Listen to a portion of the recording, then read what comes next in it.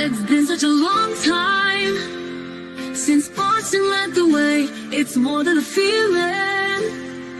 It's Mike and Tom to start the day. The heart of Massachusetts should be freedom, justice, and liberty. Freedom-led pilgrims from Plymouth Bay. Salem trials had justice too late. The sons of liberty spilled the tea, and then the redcoats spilled their blood. The shot heard around the world rang out from the Bay State. Boston strong and ready to defend.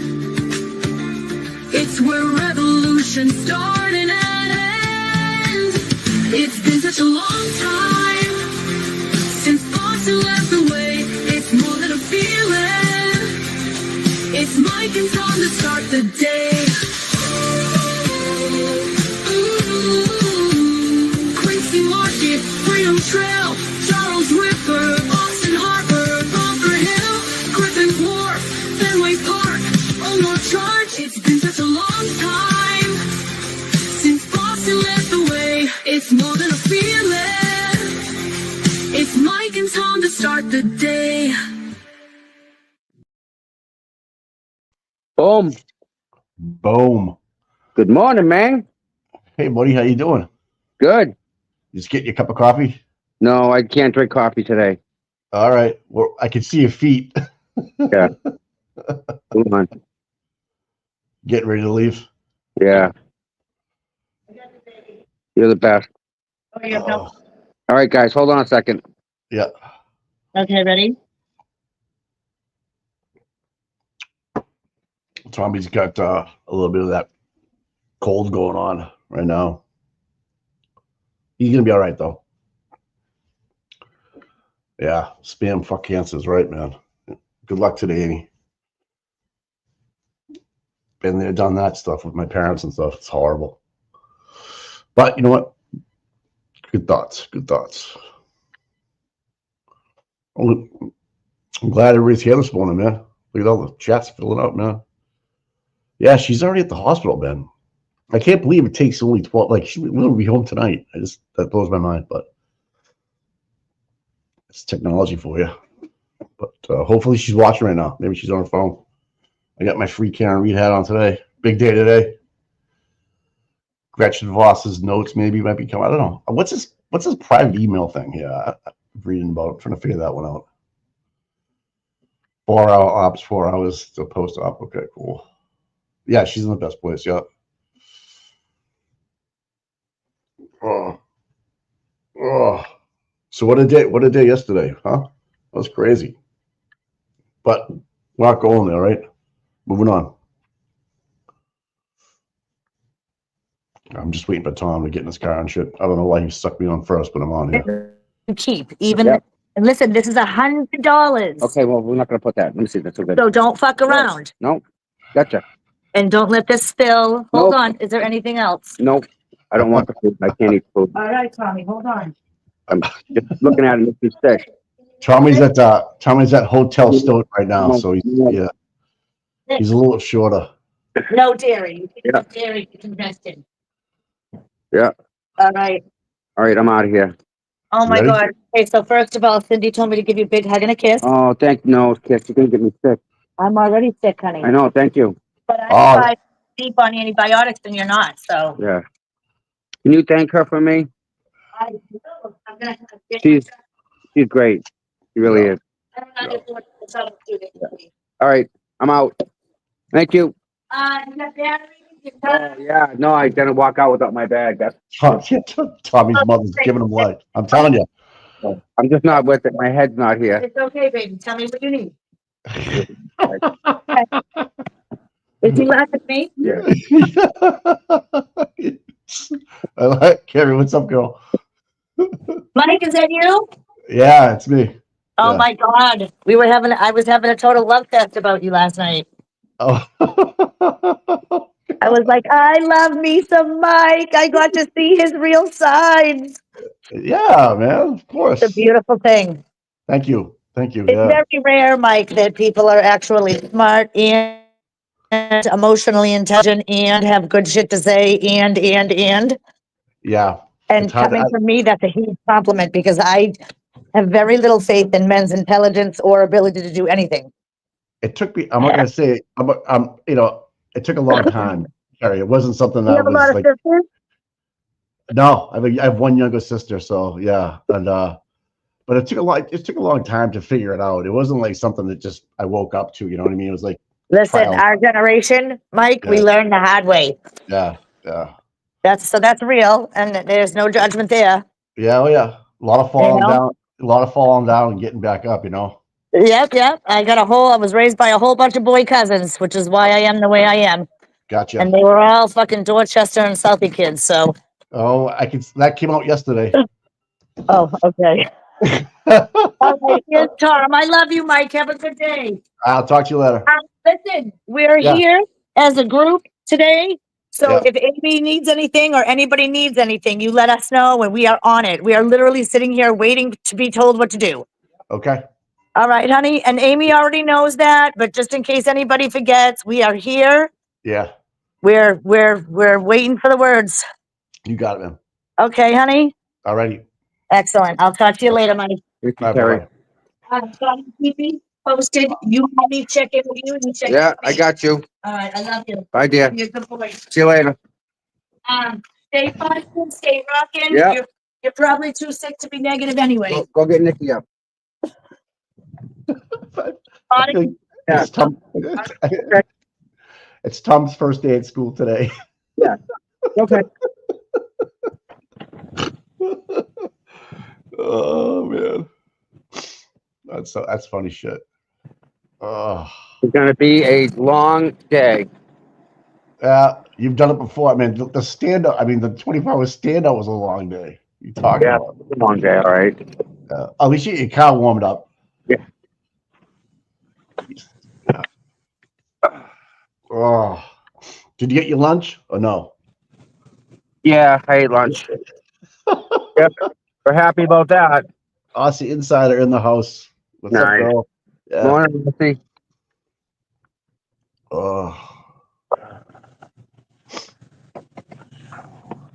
Hotel Stoughton, we out. Yeah, no doubt. Huh? Yeah. Everybody loves the car. There's Tom's sleeping bag from the other night still in there. It's actually Kristen. And let me All right. tell you, thank you, Kristen, so much. Yeah. She made it worthwhile, Mike. Really did. Yeah. So, and again, I mean, plastic, right? Yeah. Tom, are we going to Duncan today? Yeah, right. Oh my God.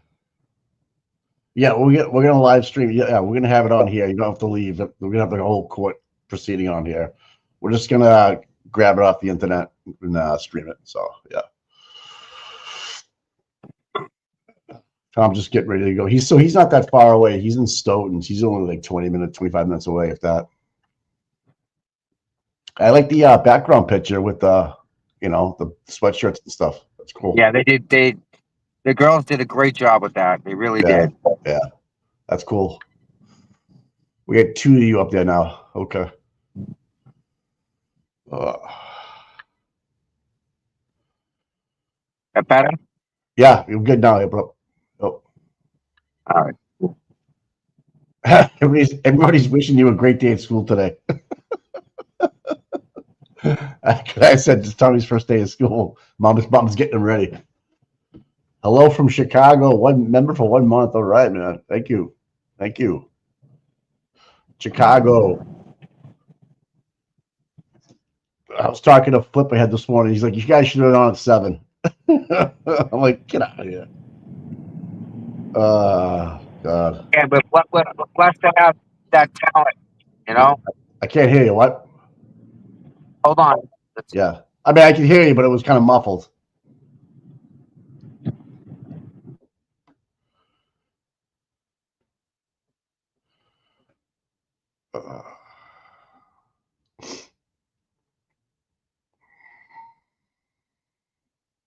You there? I may have forgot something. Better? Oh yeah, this is 2 of you up there. That's all on the left and right. But that sounds a lot better, dude. Cool. Yeah. So the camera on my left side of my screen is like, yeah, there you go. Boom. What was I gonna do? I don't know, man. You're moving slow today. I can tell.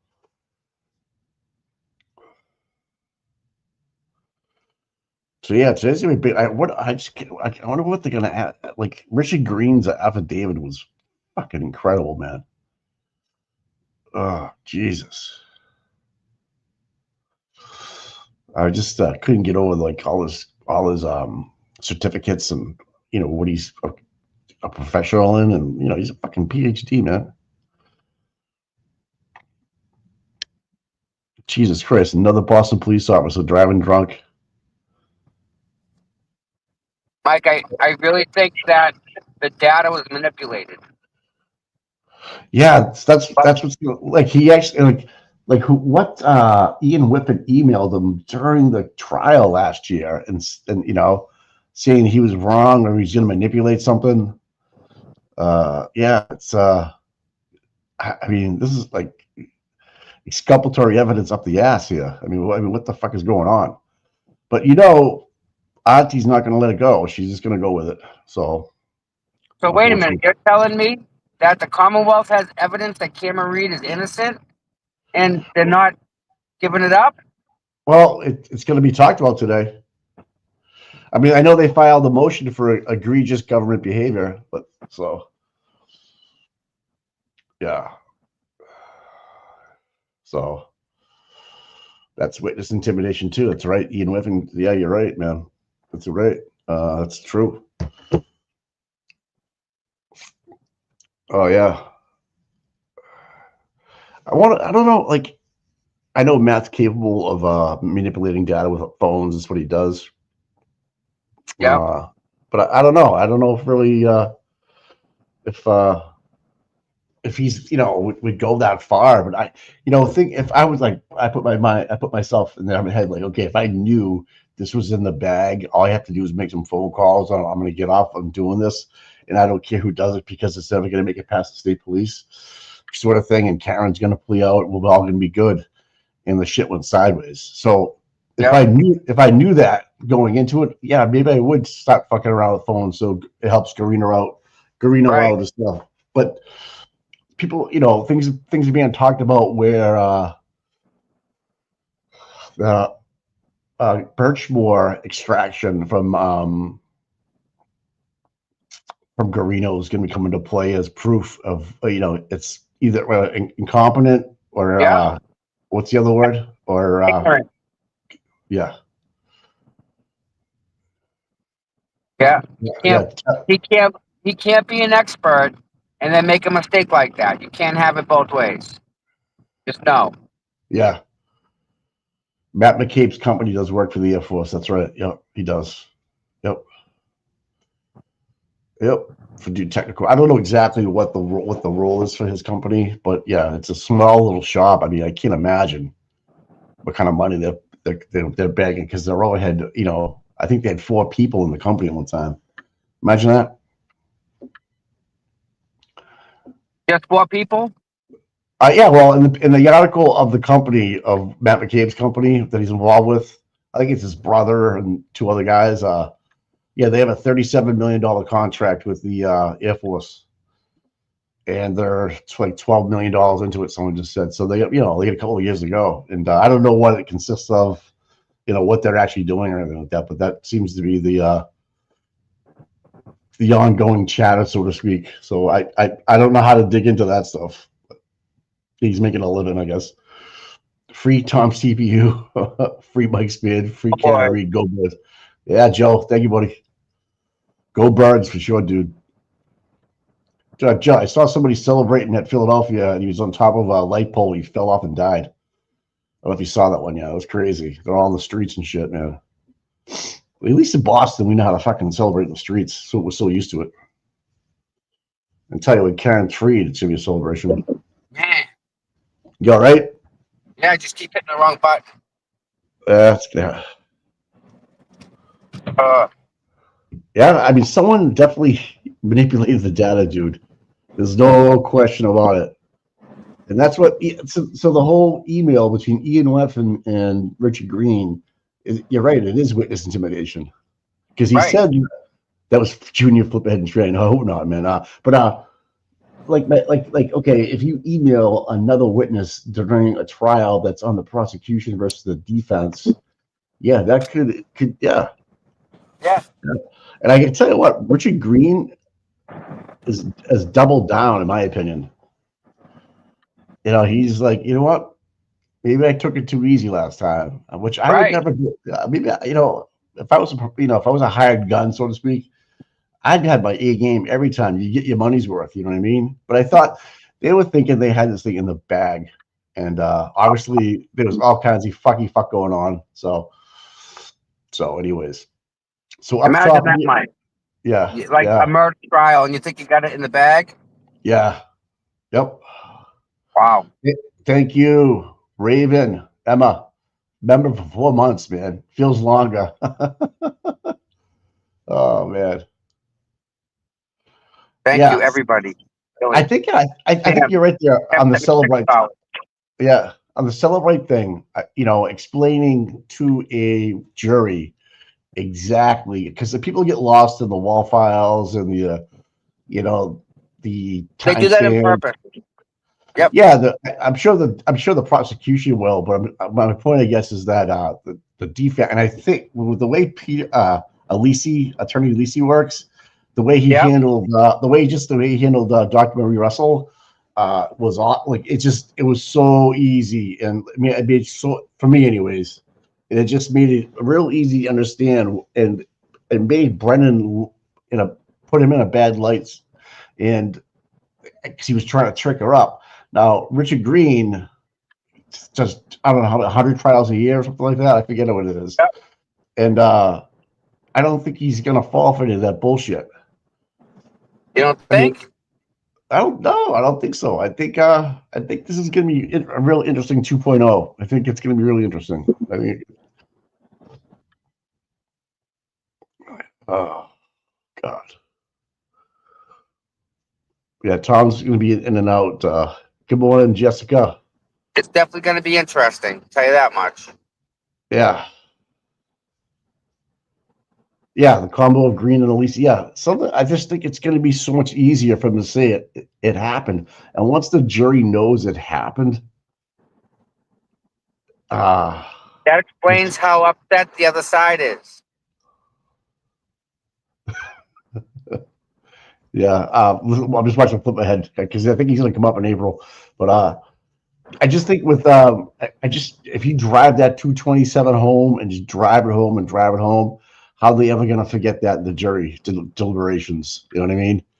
Yeah. I just see this happening, and once you have that, you have the dog bites that happened. Then you have some people saying he was in the house. Right. How could it not go our way, Karen's way? Is what I'm getting at. Even those three little things I just mentioned, not to mention. But they're not little, Mike. Those are three big things. I know. I shouldn't say the little, the big. Yeah. Exculpatory. Kevin Higgins, thanks for the $5. Can't wait to see the anger and the questions Hanky will ask today. I know. Tom, let's see what Grant says today. FTI, Justice for JOK. Amy, fuck cancer. Yeah. There you go. Thanks, man. Yeah, a lot of fuck cancers today. Yeah, thank you. Good. Yeah, Jessica's He's sick. going. Yeah, Jessica's sick too, dude. Yeah. Maybe being in that Jessica's great. maybe being in that tent too long together, but you guys all got the same thing. Yeah, maybe. You know? But I'd do it again because that tent was awesome. We did. We killed it with the tent. Right. So good. Aiden is on his way to court. Yep. Thanks. Yep. Sweet. Must be doing a live, yeah. Or something. Yeah, but get the weekend to get better and stuff. Yeah, so I plan on that, my friend. Yeah. 4 and a 10. 4 and a 10. Don't Google that. 4 and a 10. I'm kidding. It's a joke. Yeah, I think Tom's on zinc right now. He's got it loaded up. And free the oatmeal. Yes.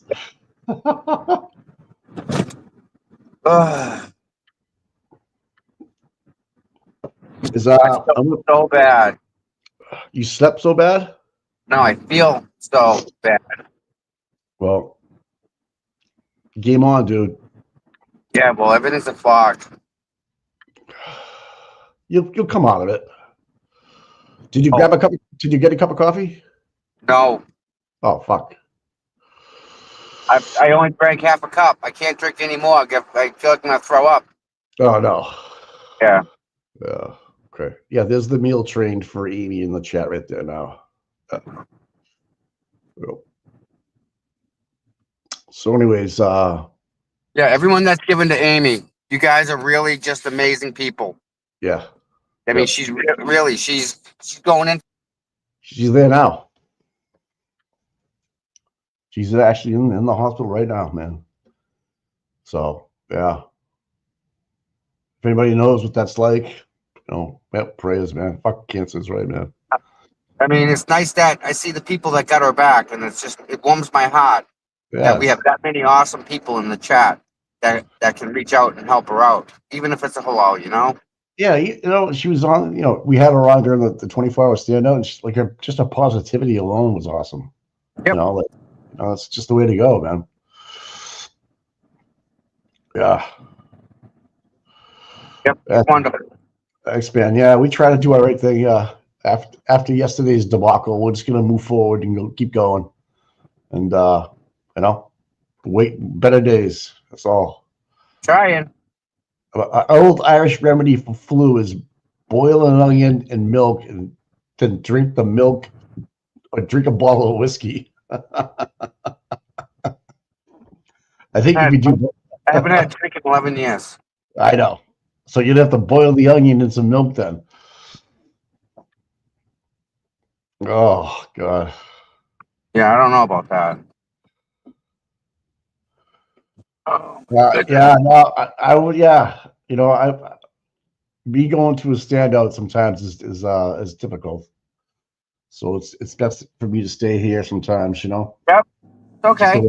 Just the way it works out. If you know, you know. That's all. Yep. Tom knows. It's not a big deal. Boiled milk. I'd throw up. I think it would curl, right? Wouldn't it? Like I've had hot chocolate. Like how you warm milk up and then add hot chocolate. Yeah. A lot of people are sick in the chat, man. Yeah. Wow. So yeah, there's a standout tomorrow for Reed 7. Thanks for the $5, man. There's a standout tomorrow at Canton PD for Sandra Birchmore. Correct me if I'm wrong. Is tomorrow the 1st? Yes. Yeah. 31st, I believe. Yeah. So let's see if it's on there. Yeah. So next, so we have the 1st. Then you have Peter Murphy's trespassing in Stoughton on the 6th, and then Justin Root on the 7th, and then Proctor is on the 10th. That's in Birmingham. And I think Aiden might have something on the 3rd. I got to figure that out. So, Mike. Yeah. Remember that we had that meal of food? Yeah. Listen to this shit. I brought 3 coffee cans to that meal of food. You brought 3 coffee cans. Yep. To collect donations for the people that are getting their balls busted. Yeah. One of them people is Peter Murphy. Okay. So. Wait a minute. Back up. So you raised money for Peter Murphy at the meal of food? Huh? You raised money for Peter Murphy at the meal of food session? Yes. Okay.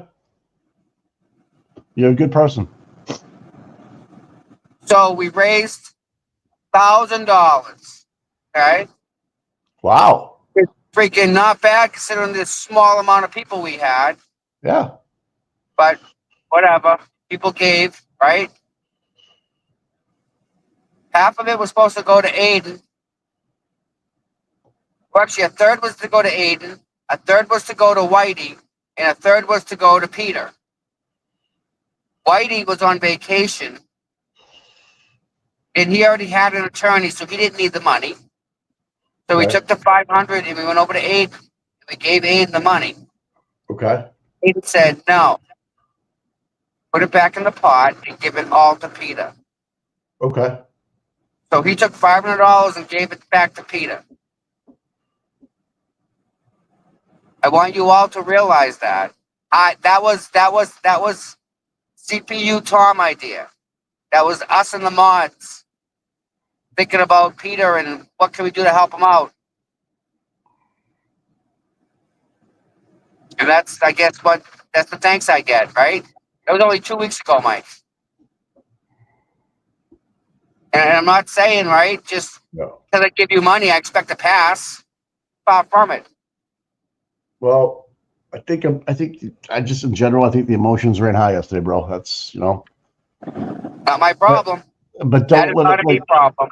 yeah, like someone said in the chat, just don't let it deter you. You keep doing the right thing, good things will happen. I know it's not your problem. I understand all that. I get all that, but Hey, listen, I took the high road. It's not my fault they washed the bridge out. yeah. But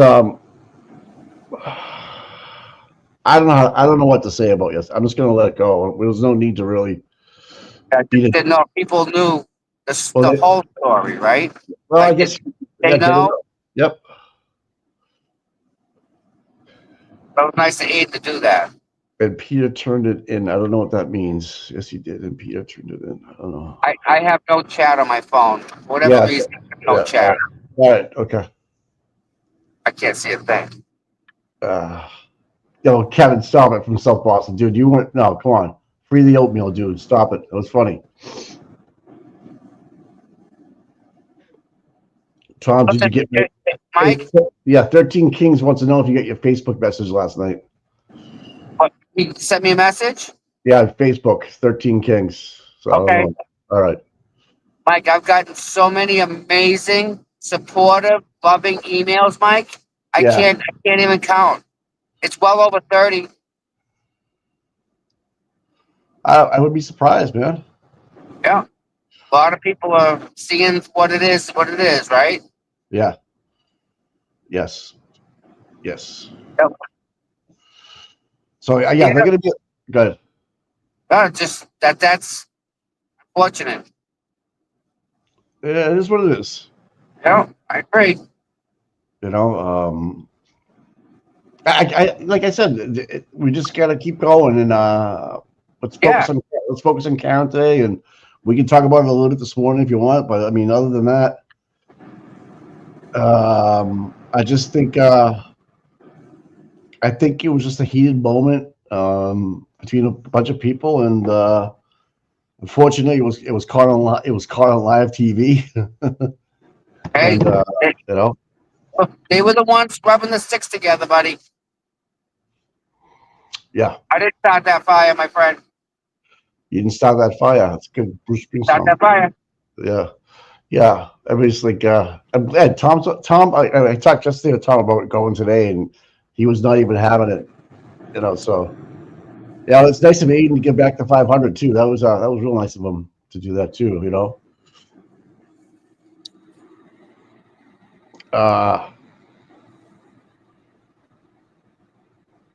yeah. So it's gonna be let's just focus on Karen and Amy today. Yep. Don't waste any more time on those people. You're right, Sammy. You're right. I am freaking zoning, man. But yeah, if you want to talk in the chat, go ahead. I mean, just go right ahead. You guys can do whatever you want there. I don't think I felt this bad in a long time. Well, we'll see how far you make it. You don't have to spend the whole day there, bro. If you don't have to. Yeah. You know what I mean? Like if you're we'll just live stream the trial and stuff. You know what I mean? Yep. So Lumpy Oatmeal, thanks for the 5 memberships. Yes. Thank you. Mike, we got 4,500 subs. That's amazing, dude. 4,500? I thought we had more than that. 4,500. Oh, I thought we were 5. I'm sorry, 5,500. Yeah, that's what I meant. That's what I said. Yeah. It's 500. I'm sorry. That's all right. So I don't know if that's good or bad. We've been doing this since August, so I don't know. 8 was it been 5 months? Yeah, so 1,000 a month. Yeah, good. Yeah, I'm missing your energy today, bro. I can tell you're not feeling well. Sorry, everybody. And I'm glad I didn't go in to see Kim. God forbid I get her sick. I don't know what I'm about to shoot myself. Yeah, you gotta be careful going. If you go in and visit her tonight, dude, you gotta be real careful. Yeah, no, that can't happen. No, so you might want to think twice about that. Already. We had I know. 1,000 in the chat. Time to buckle up and give the people what they want. Man up, Tommy. Fliphead just busted your balls. I love it. It's okay. I'm moving. I'm going. Yeah, he's almost there. You must be close. I don't know where he is. I can see that. We already at the split. At the split. Why'd you go that way? This is how it takes me. Oh, Jumps on the highway. I know which way you went. Okay. Yeah. Did you take zinc this morning? People be asking, did you take zinc? What'd you take? Zinc? Ivermectin, All right. some aspirin, Okay. something for anti-nausea, and it's People not working. Yeah, people want you to have a nice big bowl of oatmeal today. Yeah, that'll work. Yeah. Oh, fuck, man. Fuck. Yeah, Theraflu does work. Yes. Oh, Jesus. I don't want to be like on like meds and drive. You know, Yeah, so- what did Brian if you get what Brian LTL got, man, you're gonna be down and up for a while. So I don't know what Brian was taking, man. I know he was out for like 2 weeks, man. So I don't know. it feels that way, Mike. Like Well, right now. Yeah, people are saying when you get to the courthouse, make sure you find a dumpster and just grab the dumpster juice. You should be good to go. Come on. No. Oh, Brian said the sinus infection will get you. Okay. Yeah, the infamous I hear is bad for your liver. Yeah. But anyways. Yeah, Like every bump I want to throw up. I want to throw up over every bump. Maybe we should switch positions today. I should have went. But I tell you, I'm not feeling 100% great either. But I'm battling. Yeah, I'm feeling like 10%, Mike. Joe just said the same thing I was thinking. I should have went. You should have stayed home.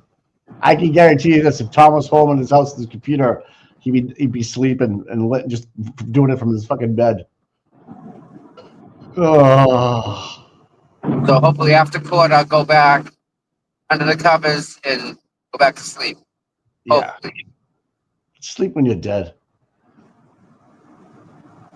Right? That's the old saying. I got that dizziness that comes and goes. Dumpster pudding. Dumpster juice. Like, you know, when they go in those trucks, they unload the dumpsters, they put it back down. That water that's running around the bottom of the dumpster, that's called dumpster juice. Oh, God. No, Tom's gonna go and infect 50 other people at the court today. Yeah, shaking hands, kissing. Hey, make sure you don't kiss anybody today, bro. Watch out for the hug. Yeah, don't gotta worry about that, Mike. Watch out for the hugs and stuff. Yeah. Big juice slushy. There's some good ones in here, man. Get some Gatorade today for the electrolytes. Yeah, that's a good idea. Yeah, you guys should get some Gatorade. Take some swigs of that. Yeah. That's once. Amy's in the hospital today. Yes. Yep. Be kind to the Quakers. It's weird. Like my back is like sore, and it's almost like it's separated from my body, and it's like very like specific. Yeah, that's what wraps it up, buddy. That's you definitely got it, man. There's no going back from here. You're in the throes of it. So obviously being outside, say in the elements, if once we get the live stream going, I think you should sit in your car for a while and just, stay warm. If you get a sleeping blanket right there. I mean, And See what happens. yeah, I just don't want you getting really, really, really overdone, and because you've been running, you go hard all the time, so you get worn down, and this could turn into something like pneumonia if you're I not careful. try. Right? I try. No, I know. Yeah, my mama Carrie was out this morning. She was all over him. Yeah, go drink some hot dog water, Kevin from some point. Yeah, I know, hot dog water, gross, dude. Oh, did you go? We should count how many times we see Thomas sick today. Oh. Joe, Joe, if you were this sick, would you still go to a game? I know the answer already, Joe. But so what? He's getting ready for Nolans, man. I think the Chiefs are 1.5 point favorites. I think. Maybe I'm saying. I know you don't drink, but ginger, ginger and Jameson's. Jameson's, yeah, turmeric, yes, and hot water, Kathy, absolutely, yes. Mike, does Vegas have the odds already for the game? Yeah, I think KC's 1.5, given 1.5. Okay. Glock before I took care of it. Shh. All right, we got you. Oh God. I just want to thank everybody for being here. Really. Please hit the like, Glare. subscribe, thumbs up, all that good stuff. It helps. Yes, never show your weakness to your enemy. Out of war, I know, Joe. Hey, good morning, Glare. What happened to your fucking Twitter account, dude? Suck. Oh. Okay. I think this is our exit. Oh my goodness. Come on. We'll see what we're gonna do for Karen. It's gonna be a long day, man. Just puke in the parking lot. What can I say? It's beyond me. That may be an option. I actually, I'm not gonna lie, Will. I kind of chuckled when I saw that someone posted your account suspended. You get put in timeout by Elon. And you can pretty much get away with anything on X sometimes. No, how bad you gotta be to friggin' get your account crashed? He'll be back up. We've seen some nasty stuff. He'll be back up today. It'll only take 12 hours, I think. Oh man.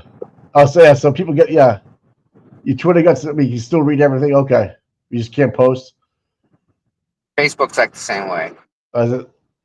I think Elon would want you on there, Glare, to be honest with you, Will. I think he'd like you on there all the time, to be honest. He doesn't realize how much traffic you bring to his platform. Imagine if he bought TikTok. Whoa. Yeah. Imagine that. Yeah. Yep. Hey, is it true that people with TikTok on their phones and CapCut, they're selling their phones for a couple $100 and shit, $1,000? I heard that. Yeah. You can't download the app any longer.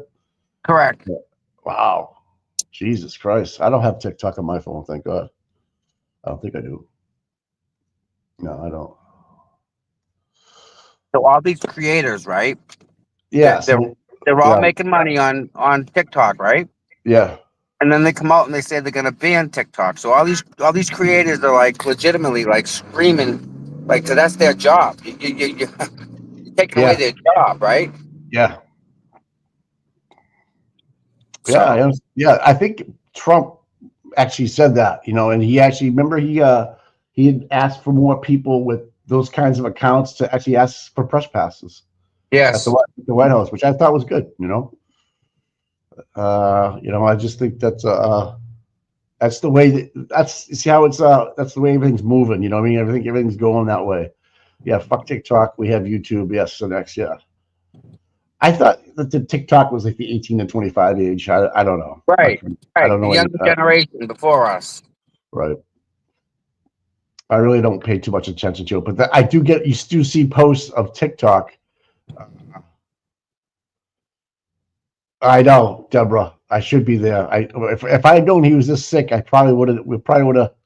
Yeah. Oh, fuck! It feels horrible, man. I am so bad. Yeah, COVID made TikTok way more popular. I think it made a lot of apps popular. Well, yeah, because people can't leave the house, right? Yeah. Yeah.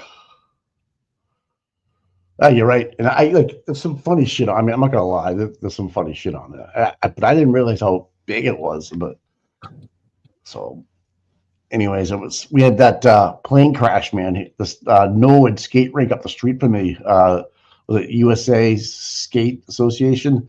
Yeah. A lot of people that were on that plane were members there, and they trained there. Wow. Yeah. Yep. That's like a local thing to us. Yeah, it's like it sucked, man. I was like, you can be kidding me. Yeah. Sucked. Well, I think there was some young kids on there too, like in the teens and stuff. I'm not sure though. Yeah, don't. They're asking if you have a mask. Tom doesn't wear a mask. I have a neck I wear. Cherry, stop it, man. Read. Like the book. Feel better, Tom. Buy yourself a cup of chicken soup today. Oh, that's a good idea. Chicken soup to stay warm. Thanks for the $5. Yeah. Unfortunately, if I even think of the food, it makes me want to get sick. Right. It's bad. So we're up to 12-6 today. You should go down there with a Michael Myers hockey mask on. Yeah. Oh, yeah. That'd be funny. I think Tom should show up at one of these stone court things with like in a full pad hockey uniform. Oh, awesome. Yeah, Elon replied to your message. Wow, that's cool. He actually follows me. That's kind of weird. I don't know why. I'm just kidding. CPU Tom, Boston Mike. Good morning, Kathleen. XX. Yeah, no problem, man. Dry toast. Yeah. That's my mother used to do that dry toast. Yep. And people are saying you definitely need the do-rag. Get a sweated out of you today, you know? Yeah. Yeah. I love the names. Kevin the Sally Port camera. This is good shit, man.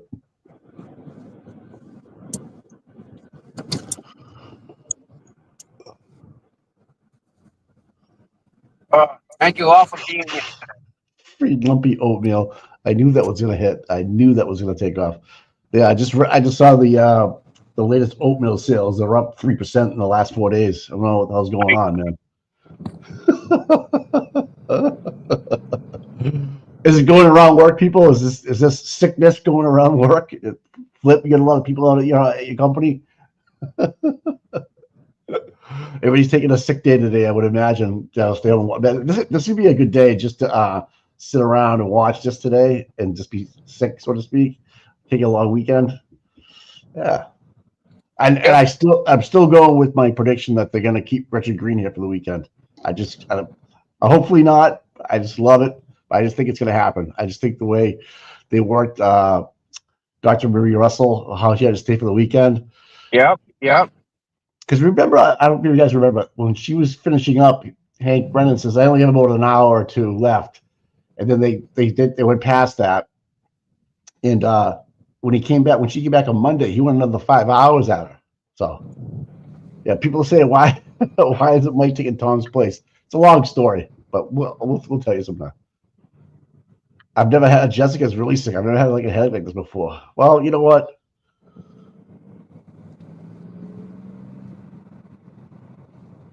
Yeah, there's gonna be a showdown between Green and Brett. Yeah, and I think he holds his own today, big time. I mean, after reading his CV the other day, oh my gosh, the guy's like he should be a teacher.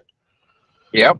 You know, like I can't believe. I actually can't believe we're actually doing this. Like we're having a Dobbart hearing over this. Donkey Noggin, thanks for the $10. We need Quaker Oatmeal to sponsor this channel.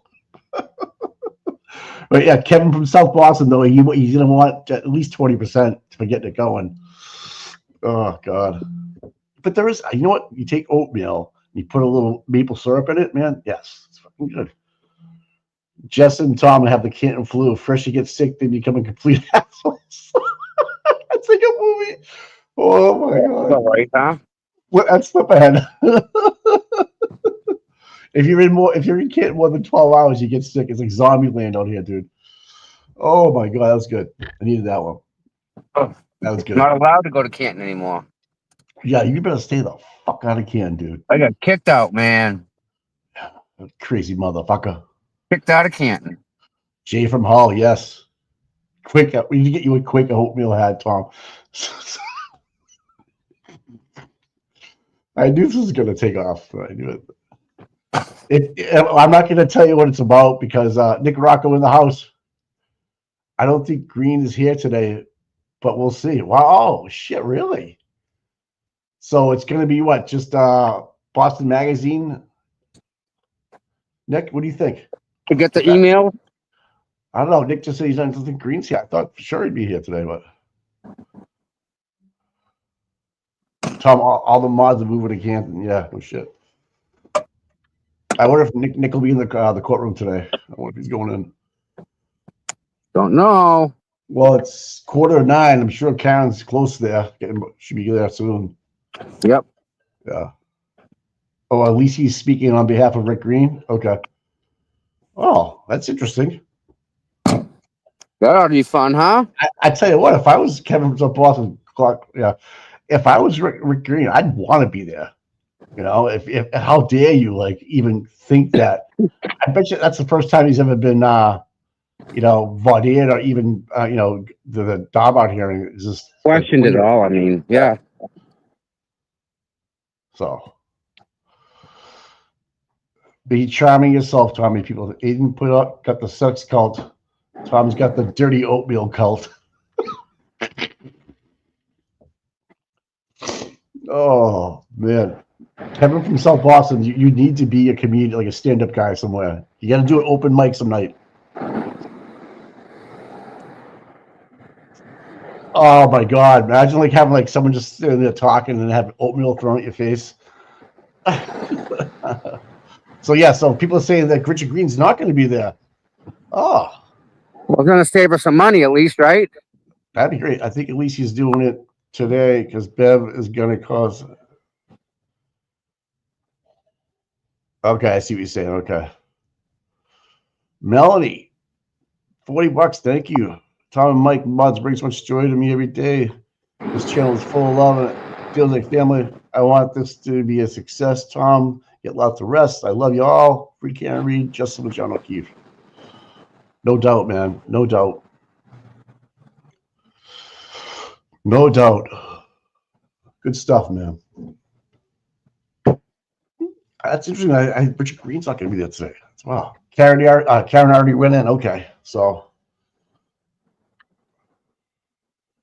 it's good to know. She already went in? Yep. I missed her? Yep. Well, hey, Tom, don't worry about it. No. We're just gonna get the live stream. And I know probably Shelby's probably handling that. Grab a station and put it on. Wow, there's no. Where is everybody? Where is everybody? Oh, they're across the street. I see what you're saying. Yeah. Okay. All right. I recognize that pin code over there. Morning. How are you? Thank you for being here.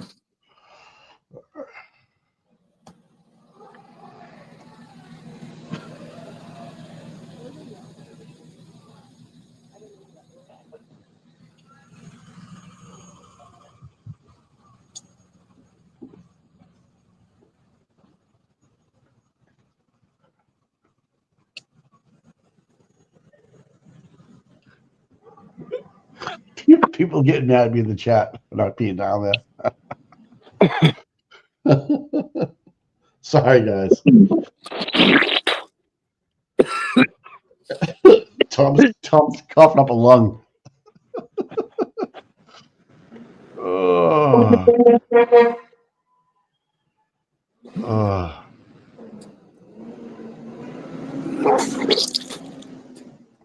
Yeah, what about the Jennifer McKeeb 4,500 Google searches and only one was deleted? And you know which one was deleted, the 227 one, right? And Richard Green can prove that. You're right. All right. You okay? No. All right. Who's yelling, dude? I can't hear it. I'm behind the bushes. Throw it up. You want to mute? You want to mute yourself, or you? What do you want to? What's with you? I don't know. Oh man. Oh no. Oh Jesus. Oh,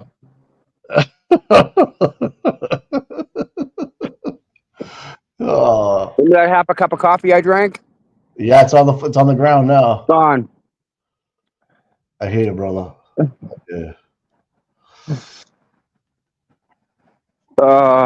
Tom, if you want to jump, you want to go home, man. Let's just do it. You know. Yeah, they have the courtroom. Yeah, the courtroom's on now. If Shelby, if you can help us out, I can watch Melanie right now. So they had a court. She's watching Law and Crime. Uh, that way, we can get Tom in his car. If anybody heard me.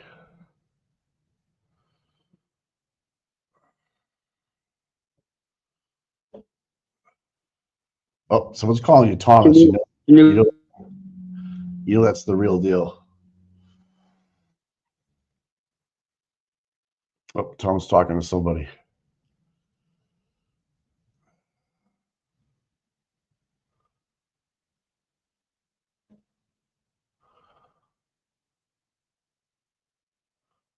Yeah, I think it's time for Tom. Yeah, he shouldn't be puking and standing out there. Yeah. Yeah, I think I don't know. I think he had oatmeal last night for pizza for dinner. I'm not sure. Go crop on tennis. Flip ahead. Stop it.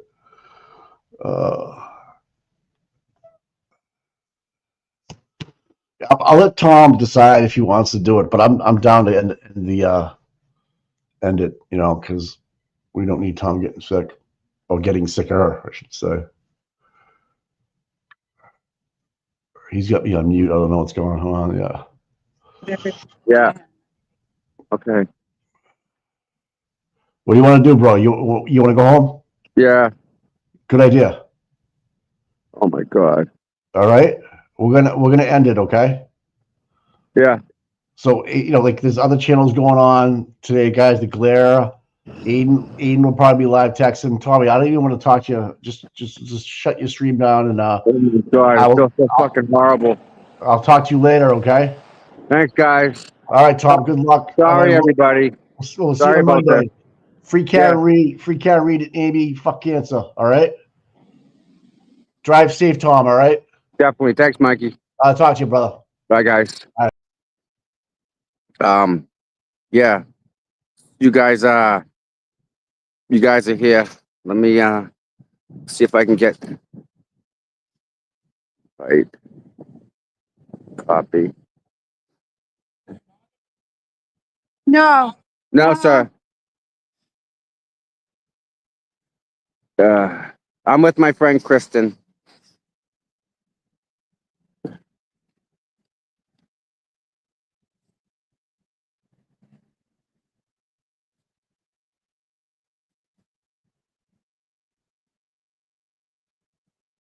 Um,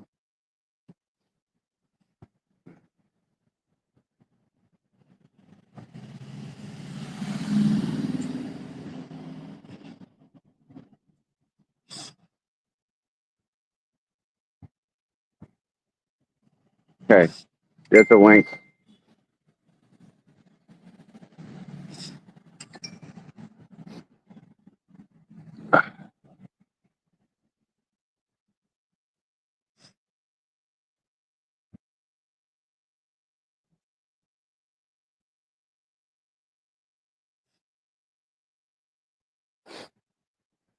I'm afraid to walk to my car. When I walk, it makes my stomach go. We're gonna give it a shot, though.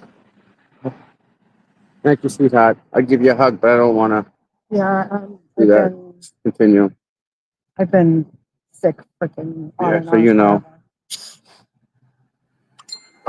forever.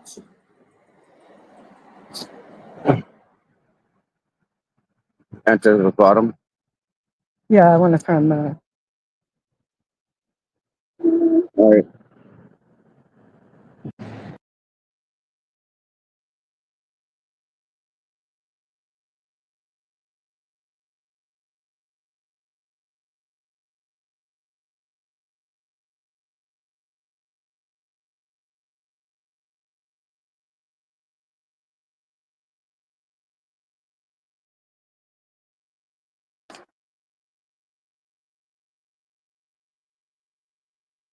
Hey everyone, this is Kristen.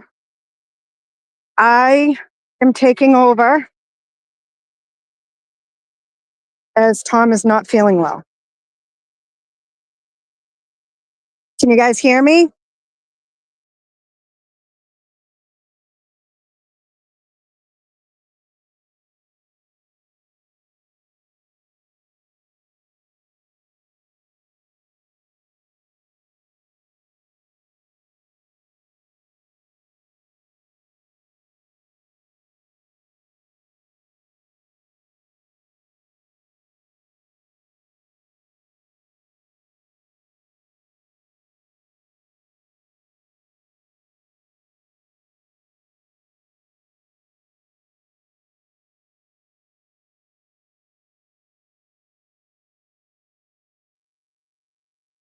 All right, there we are.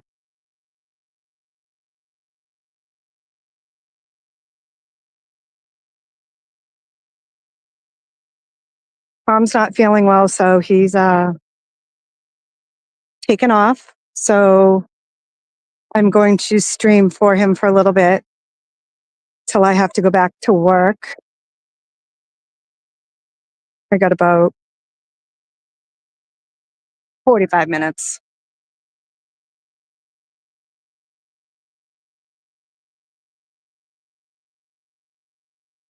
So the O'Keefe's are here. We saw Lally. We saw Hanky.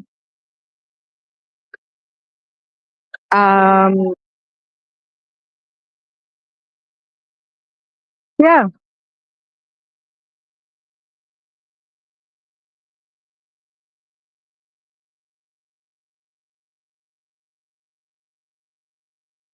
was trying to get across the street, but that's not happening.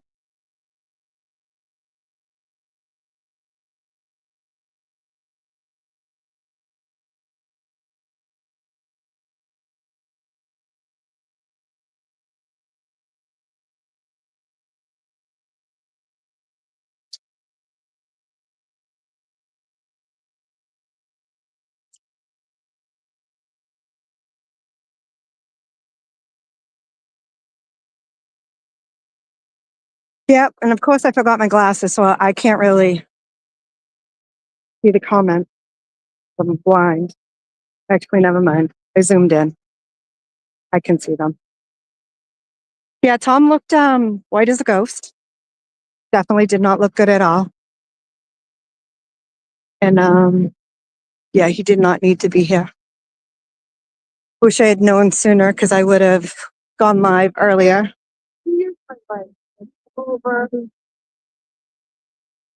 Everybody is in the courthouse. So then,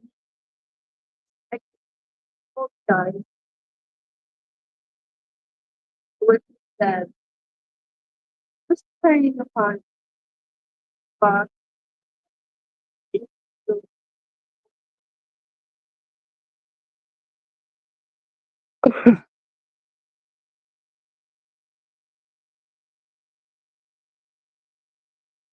Very eloquent yesterday. Oh, thank you very much. Thank you. Thank you. Just trying to I know. Bring people together. bring people together. Yeah, yeah. I'm kind of surprised at his reaction. I'm really shocked. We can't read, even if you're not. I just want everyone to get along. Yeah. I mean, Yeah, I know. I get it. Like, it's very disheartening that there's so much infighting. Like, we're all Right. here for the same exactly. reason. Like, let's Exactly. focus on that. There cannot be this pettiness. I mean, the way I see it is if they, You're gonna make money. Okay. right. Yeah, it's not a secret. It's no different than Aiden making money or the Galera. None of them. I mean, yeah, exactly. They all make money from it. And Like, I think we both not. yeah, it is what it is. Yeah. Wouldn't have seen. I mean, I'm in Argentina. and I'm watching it from far away, you know. So You're from Argentina. I'm from Mexico, Okay. but I live and work in Argentina. Oh, okay. So yeah, I found out about it. Yeah. Boy, Yeah. I mean, I had never heard of Chernobyl, you know, the whole story. Everyone's pretty much the same story Yeah. back in April of 2023 or May. And since then, I've been just obsessed. Yeah. And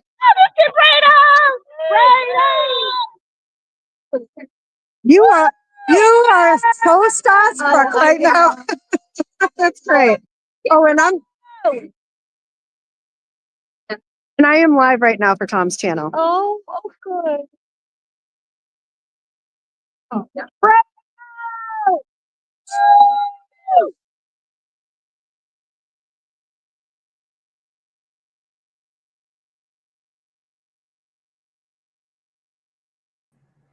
Hey guys, can you hear me? What's that? Can you hear No, me? he doesn't feel good. All He the was, people in front of the courthouse, they started saying He was- loser. So all the people that are in front of the courthouse aren't really there for Karen Reed. They're not. They're just posers. That's all. And they'll all get exposed one by one, which we've been doing. And that's all I'm saying about that. I'm glad I got you on film. It's gonna be fun because I get a turn too. You know, Not all today, these anyway. people. No, not today. No, no, no. All these people think it's okay to come after me. That's all right.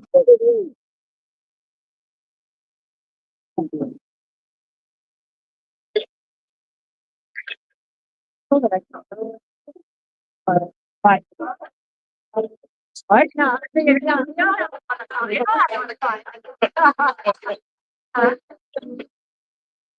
I don't, but give it.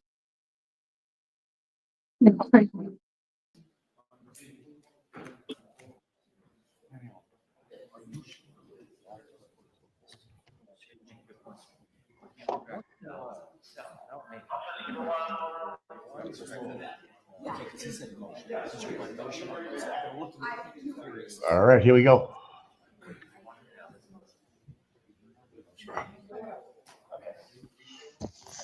Thank you so much, mods. Thank you, Sammy.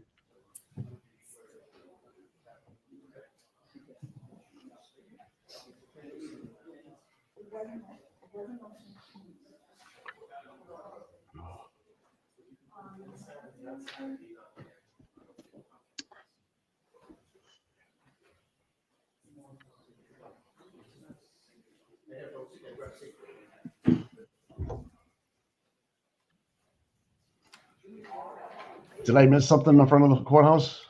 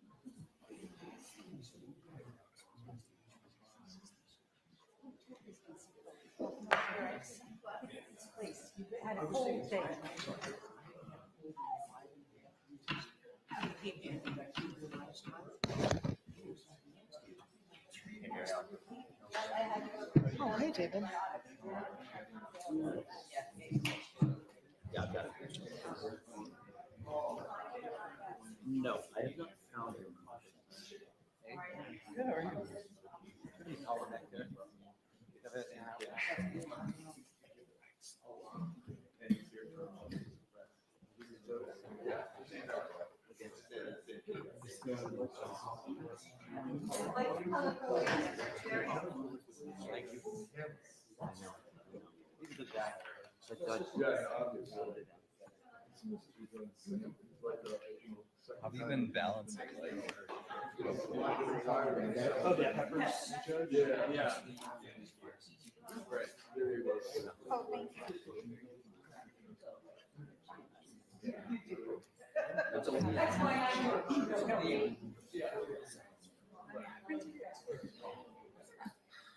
Okay. Anything for me? Yes. What do we have for exhibits? This is one. Right. So we have 1 and 2 already. Defense. And so far, so Okay. 3. Have another transcript on the way up. Laura's bringing, and then there are. Do we attach both reports to the motion? We have 2 reports attached to the motion. Should I give you separate copies for exhibits? Okay. Yeah. Okay, I know. Yeah.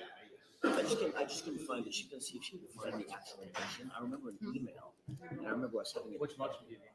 The concerning the clarification. Okay. Which is a search warrant. I just didn't see it.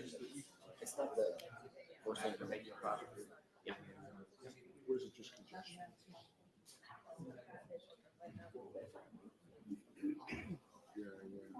Folks that just showed up, please, no cell phone use whatsoever, even during sidebars and breaks. I don't want to see your cell phone out at all. No cell phones. I just brought the attorney. Thank you, thank you. I'll be with you. Yes. Talk to me. Talk to me, brother.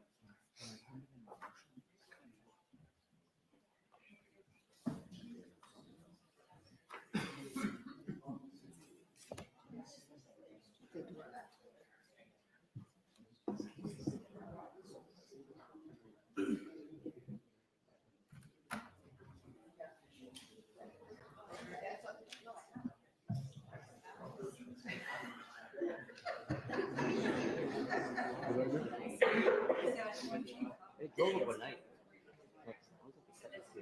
This is a very, this is a very famous scene. Did you hear that story? The judge came out one time, any shooting, stood up, pants went right down to the ground. And the judge turned around and the clerk said, show's over. I saw it. And I exhibits that are in contest. That was great for you. Well, you know what? And then here's the new firms. So here's the Brett and I, then she's got them already.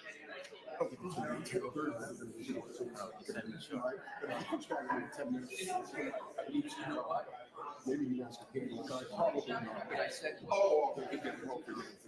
and I said, well, you and I agree, we're taking all the things, so you just give it to the judge and start to say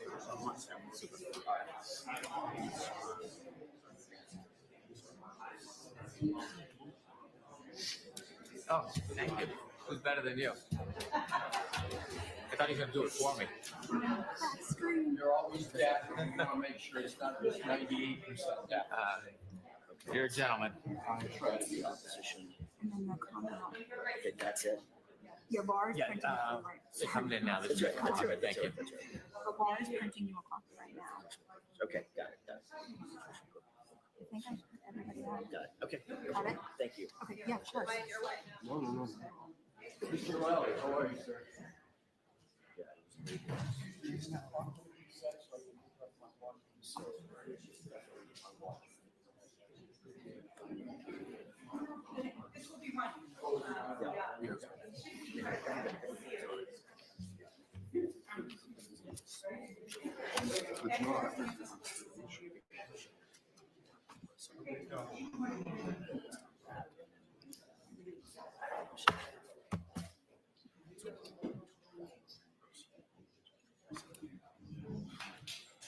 So I'm just.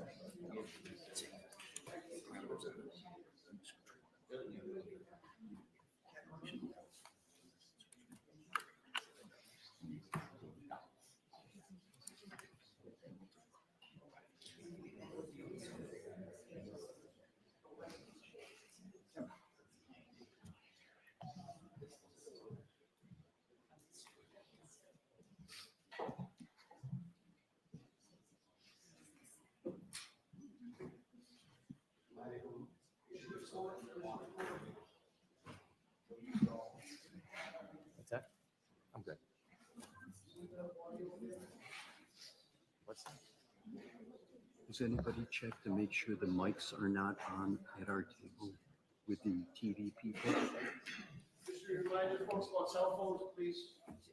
Make sure that on the silent mode, please, all cell phones, please. That boss? It's under the table left.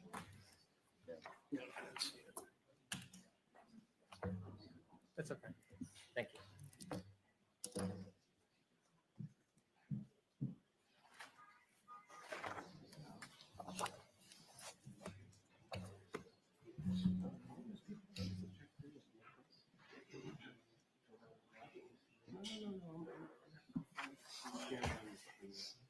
Is there a step?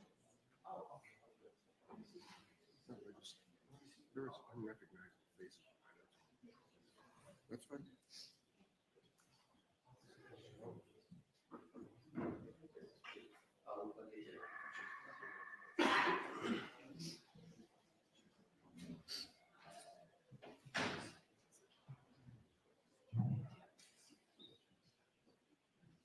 I'm gonna pop first this morning if you're okay with that. Oh, yeah. These are small. But it's,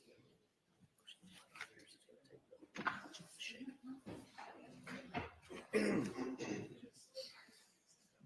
Did you guys determine the order for this? In other words, you guys are gonna go after the green motion, you're gonna go first. No, I thought that's what you meant. You wanted to go first. Right. Yeah. And then I don't know what the order of the rest of the stuff is gonna be. Okay. We'll have to check on it.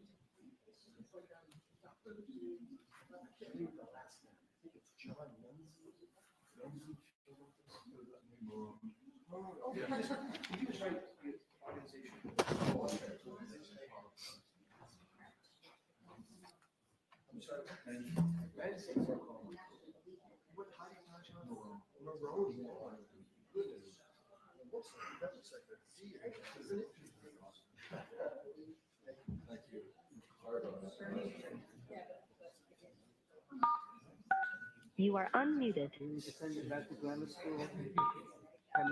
You are muted.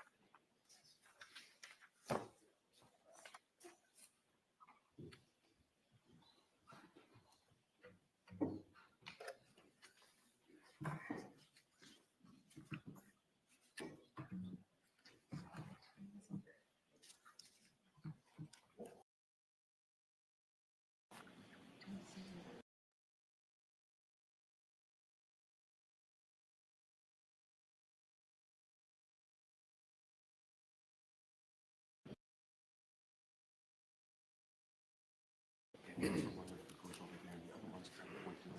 have checked it. It does sound pretty good. Yeah.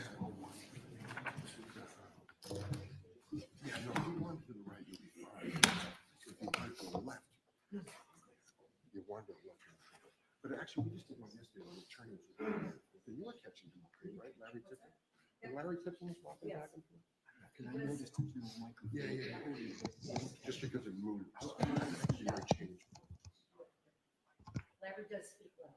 Yeah. Okay, perfect. We may not be that. Oh, thank you. Laura, do we have a copy of Jessica's report that we admitted as exhibits in, just in case you want it separately? Thank you.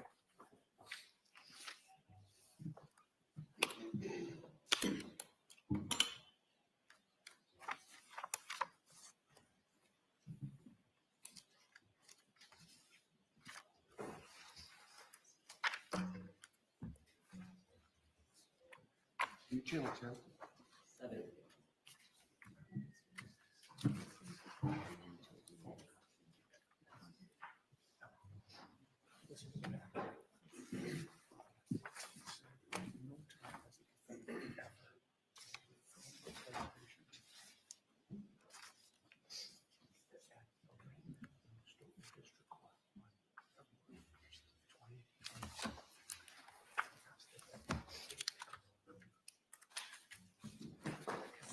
That order was never rescinded. It was the case. It was right in arraignment.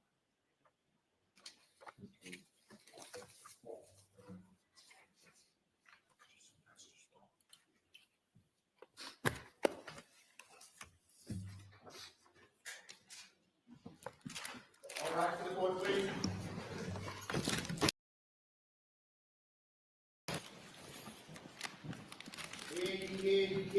All persons have any business before the Honorable Beverly Cannoni, Justice of the Norfolk Superior Court, therefore the County of Norfolk. Draw near, give your attendance, and you shall be heard. I say the Commonwealth of Massachusetts. This court is now open. You may be seated. Judge, this is 22-117, the Commonwealth versus Karen Reed. Can I have counsel?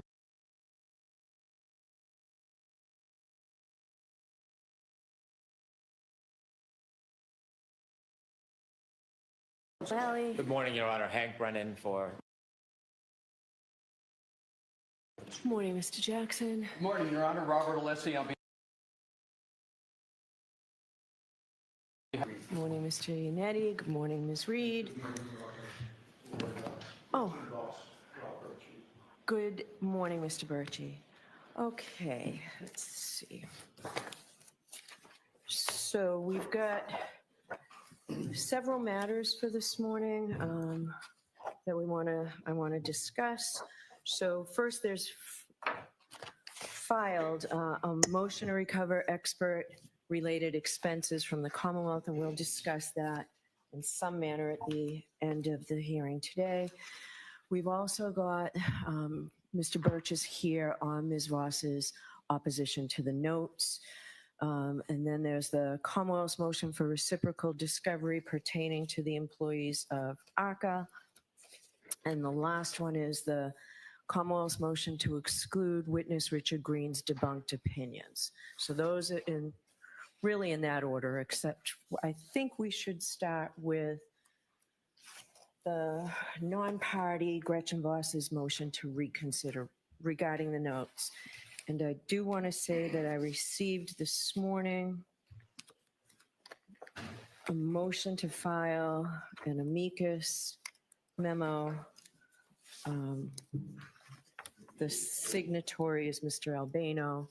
I've received that. I will allow that to be filed, and I've read the motion and the memorandum. So I will hear you, Mr. Birchie. Good morning, Your Honor. Rob Birchie for Gretchen Voss. I'd like to start by just thanking the court for taking the time and giving me the opportunity to revisit the court's ruling of December 5. That ruling allowed in full the Commonwealth's renewed motion for all audio recordings, interview notes, emails, text messages, and voicemails in the possession of Gretchen Voss or Metro Court. Ms. Voss and Metro Court complied with the court's order for production of documents on January 2nd by producing to the court all of the responsive materials, the unredacted tapes, and the text messages that involved on-the-record communications by Voss with defendant Reed.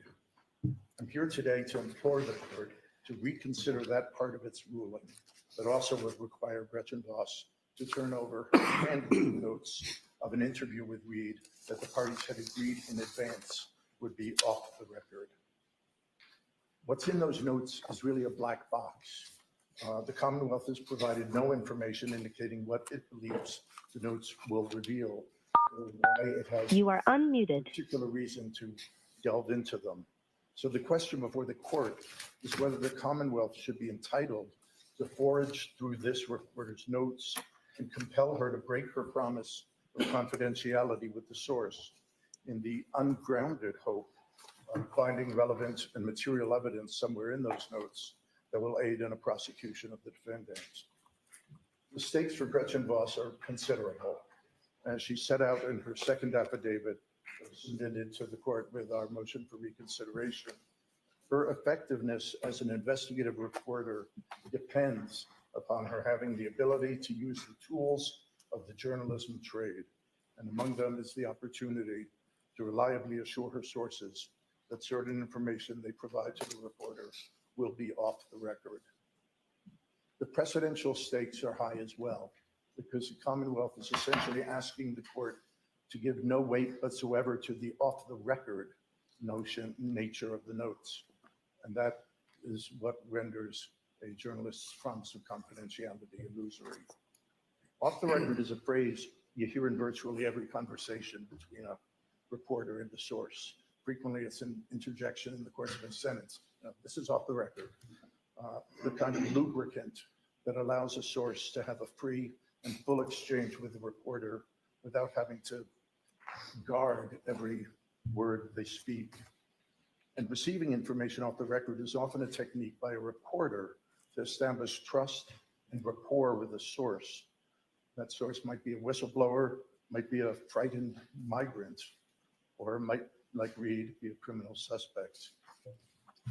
On page 2 of our motion for reconsideration, we quote from Primer on Journalism that says, off-the-record interviews, quote, are essential in building trust between journalists and their sources, allowing for candid discussions that can provide context or background without the risk of public disclosure. The result, it says, is to enhance the depth of the reporting and provide leads for other sources. In Ms. Voss's case, she states in her second affidavit, which we filed with motion for reconsideration, at paragraph 11, she says, obtaining information from sources off the record is a normal and critical part of my work.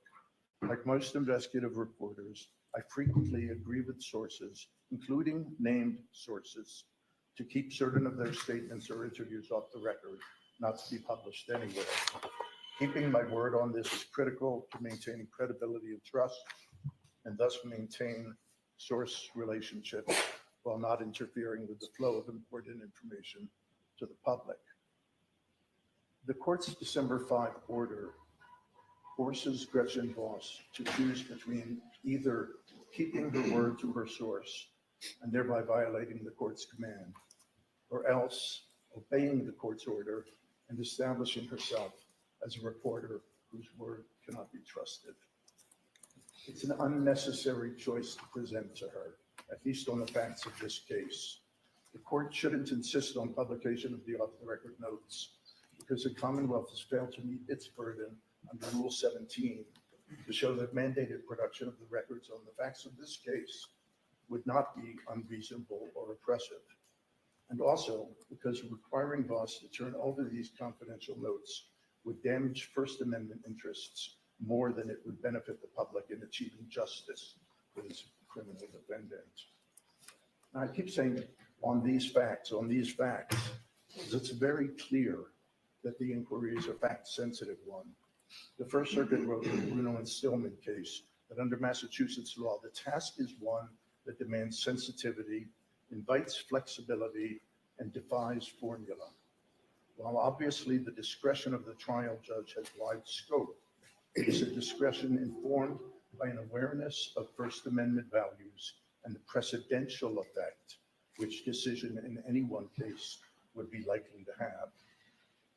And in Re Cusimano in 1998, the First Circuit said, that was a case like this one, where that involved a demand for confidential information from an identified source. The same court reinforced the fact-specific nature of the inquiry. In Cusimano, they said, when a subpoena seeks divulgement of confidential information compiled by a journalist in anticipation of publication, courts must apply a balancing test. This test contemplates consideration of a myriad of factors, often uniquely drawn out from the factual circumstances of the particular case. Now, as I noted in the December 5 order, the court drew no distinction between the on-the-record and off-the-record interviews. When it applied the Massachusetts balancing test for mandating production of reporters' notes, texts, and audio texts, audio recordings, it did not treat this confidentiality promise as a factor in the equation. That we submitted was a critical oversight, because whether you call it a privilege or not under Massachusetts law, Massachusetts does recognize that there is some degree of deference to be given to a promise of confidentiality.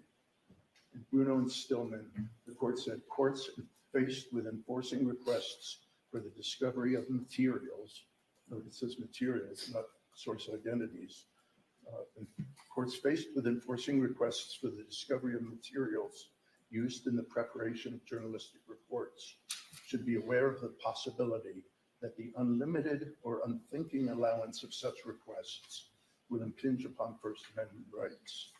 In determining what, if any, limits should accordingly be placed upon the granting of such requests, courts must balance the potential harm to the free flow of information that might result against the asserted need for the requested information. So what are the factors that the court should look at when conducting an analysis under Rule 17 and under the balancing test? Taking Rule 17 first, set out in the LaRouche case, they cite the Nixon case where the Supreme Court ruled that in order to require production prior to trial, the moving party has to show, number one, that the documents are evidentiary and relevant, number two, that they're not otherwise procurable reasonably in advance of trial by the exercise of due diligence, number three, that the party cannot properly prepare for trial without such production and inspection in advance of trial, and that the failure to obtain such inspection may tend unreasonably to delay the trial. And number four, that the application is made in good faith and, critically, is not intended as a general fishing expedition. In short, the court was explaining that the special prosecutor in Nixon was required to clear three hurdles: relevancy, admissibility, and specificity. And the court held in Nixon that there was a sufficient likelihood that the tapes contained conversations relevant to the offenses charged, and sufficient preliminary showing that the subpoenaed tapes contained admissible evidence. In this case, however, there's been no showing that the handwritten notes contain information relevant to the offenses charged, and no showing that the handwritten notes contain admissible evidence. When you apply it to the facts of this case, there is uncertain relevancy of the information in the off-the-record notes. Not seeing them, it's hard to know whether they're relevant or not. But there's no specificity whatsoever in the form of a preliminary showing by the Commonwealth that the notes contain admissible evidence. Compare that to the materials the court ordered disclosed. The court found that there were indications in the redacted audio tapes that when unredacted, the tapes would contain relevant and admissible evidence. That's on page 5 of the court's order, which says the Rule 17 standard is satisfied, not only based on the tape. But there's no examination whatsoever of whether the interview notes would be anything more than a fishing expedition. To the contrary, the fact that nothing from that interview that resulted in the handwritten notes, nothing from that interview was used in the story. And that would suggest that the interview did not contain significant relevant information. As to the balancing test and the First Amendment interests, here too, the December 5 order ignores the on-the-record, off-the-record distinction. That distinction matters. Confidential information is extra protection because, as stated in LaRouche, disclosure of such confidential material would clearly jeopardize the ability of journalists and the media to gather information, and therefore would have a chilling effect on speech. The court in LaRouche identified First Amendment interests that militate against disclosure of confidential information. One was the threat of judicial intrusion into the news gathering process. Another was the disadvantage of a journalist appearing to be a research tool for the government. Number 3 was the resulting disincentive to keep outtakes, or in our case, keep notes. And number 4, the burden on journalists' time and records and resources in responding to subpoenas. And if you look, Your Honor, at the affidavit of Chris Vogel that was submitted with our original opposition, he talks about each of those factors in his affidavit from paragraphs 13 through 18. He says he worries that compelled disclosure may lead to a public perception that Mrs. Voss is taking sides in this case or is acting as an investigative arm for the judiciary. Trust in the news media is already fragile because reporters compile information for a living. They will always be attractive targets of discovery for one side or the other. The unrestrained use of subpoenas to compel testimony or documents from reporters will create or reinforce the impression that objective journalists are working as agents of the government or the defense. The fourth estate can only serve its role as a pillar of democracy if it has the public's trust. Second concern that editor Chris Vogel pointed out is that in his affidavit is that another risk of compelled disclosure is that it becomes easy, if it becomes easy or routine to subpoena journalists to hand over their interview notes, the legal and administrative costs of battling or complying will chip away at the precarious resources of much of the media. A third factor that was concerning him was that easy allowance of media subpoenas also risks leading to a decline in investigative journalism altogether. This is the most expensive kind of journalism. Reporting, writing, editing, and fact-checking investigative pieces take significant time and resources. Magazines like Boston Magazine will not be able to risk becoming enmeshed in situations such as this one, with the result that they shy away from controversial topics and the flow of vigorous reporting will suffer. We'll feel we have no choice but to select tamer, less controversial topics for our coverage. Another concern expressed by editor Vogel is that reporters will be incentivized to destroy notes and interview tapes after a story is published, and that could harm the news outlet if it later needs to follow up on that piece. A fifth consequence is that reporters may tend to be circumspect in the way they gather information, in the way they conduct their interviews, and not be so vigorous in their questioning of sources and their documenting of interview notes, aware as they will be that their work may become the subject of public and judicial oversight. And finally, one factor that separates this case from many other cases out there is that Gretchen Voss has been the subject of invasive vitriol simply for writing about this controversial and very public matter. Public disclosure of her interview notes in this case risks putting her again in the limelight. Now, the court mentioned in its ruling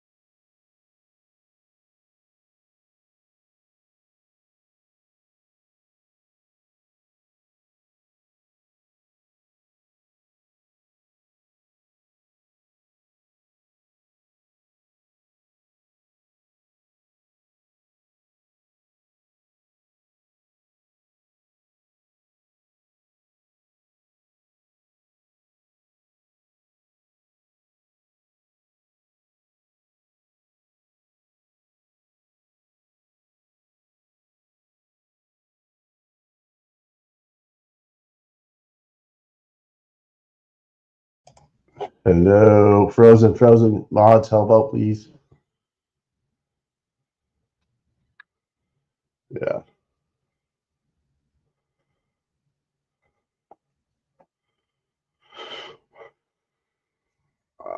So Well, I'm not looking, the amicus brief and your argument suggests that thank you. if I order these notes to be provided, and just to be clear, I do appreciate that they were provided to me to review in camera.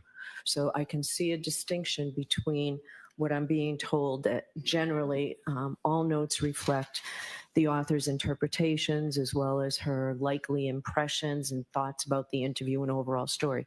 That's not what I'm considering releasing. But I think in this criminal case, the Commonwealth has proven that any material that reflects or relates to communication with the defendant must be turned over. So what I'm going to propose is that I do believe that there's some material in these notes that I don't need to provide to the Commonwealth, that I don't need to order be provided to the Commonwealth, that are just sort of observations. It's the communication between the defendant that's critical here. So I'm going to give you the opportunity to propose redactions to me. I have the notes, and you can propose redactions to things that are not reflective of communication with the defendant, observations, things of that nature. Ron, there's nothing in the interview notes that is reflected in the story except architectural details, that there was a rosary on the bureau or the wall was blue or whatever it might be. And I went through the notes with this question in mind. Can you separate the impressions, integrity of the thoughts of the writer from the statements of the interviewee? And I don't think they're distinguishable. I think they're all melded together in one. And frankly, it's her selection of questions that she asks Ms. Reed that gives an eye hole into what her thoughts are about the case. She shouldn't have to produce that work product. And the Commonwealth hasn't shown that there's any more relevancy to these conversations with Gretchen Voss than there would be with any other conversation that Ms. Reed had with anyone else. There's no reason for the Commonwealth to be going after Gretchen Voss as a reporter for this, other than the fact that she's a reporter and she's done the investigative work already, that presumably the Commonwealth has already done. Okay. Thank you. Thank you. Commonwealth? Your Honor, I'll simply say we defer to the court's judgment and whatever limitations the court imposes. I have no further argument. Okay. All right. So I'll take this under advisement. Thank you.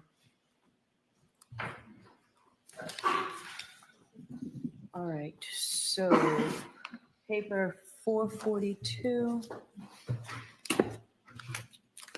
This is the Commonwealth's motion for reciprocal discovery pertaining to employees of ACA. And I know from when we were last in court, the Commonwealth was perhaps having conversations with the federal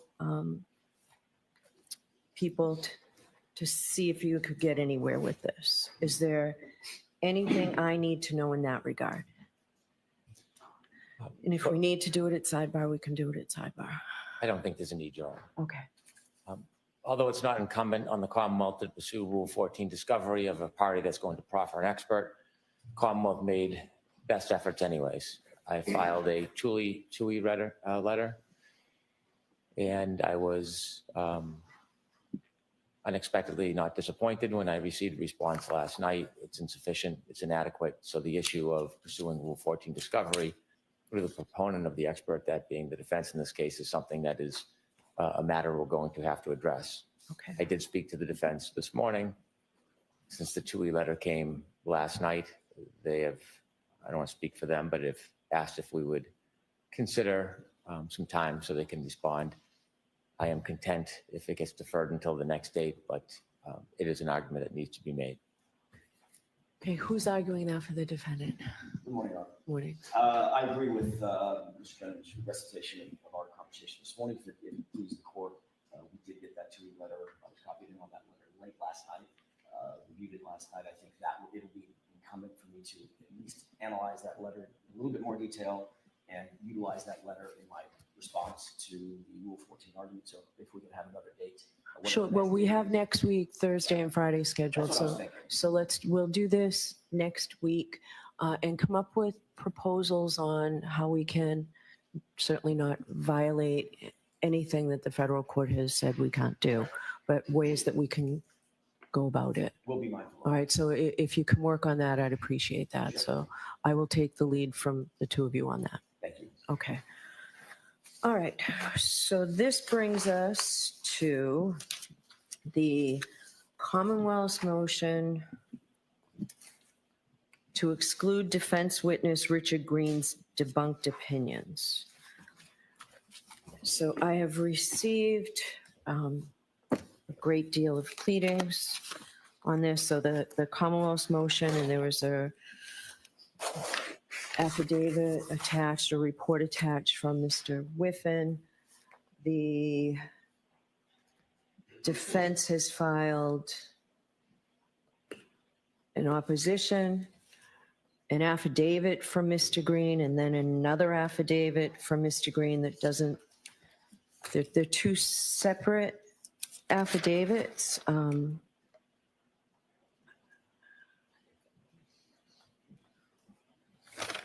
And the affidavits are clearly different in substance. So I'm a little, I don't know what you want me to think about that, but why don't we hear the Commonwealth on its motion first?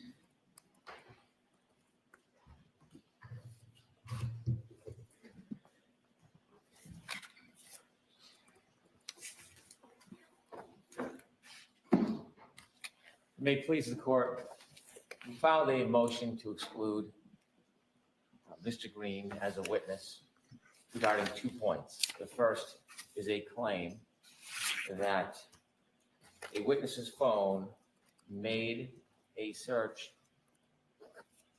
for a phrase to the effect of how long to die in a cold at 2:27 a.m. And secondly, to exclude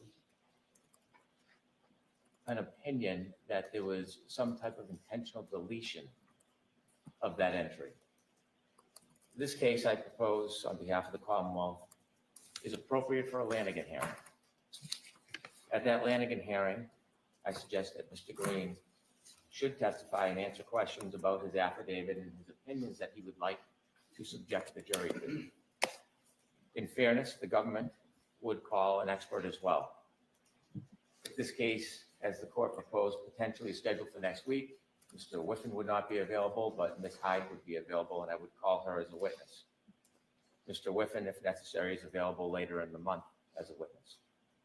My suggestion is there should be 2 witnesses, Mr. Green and 1 witness from the Commonwealth.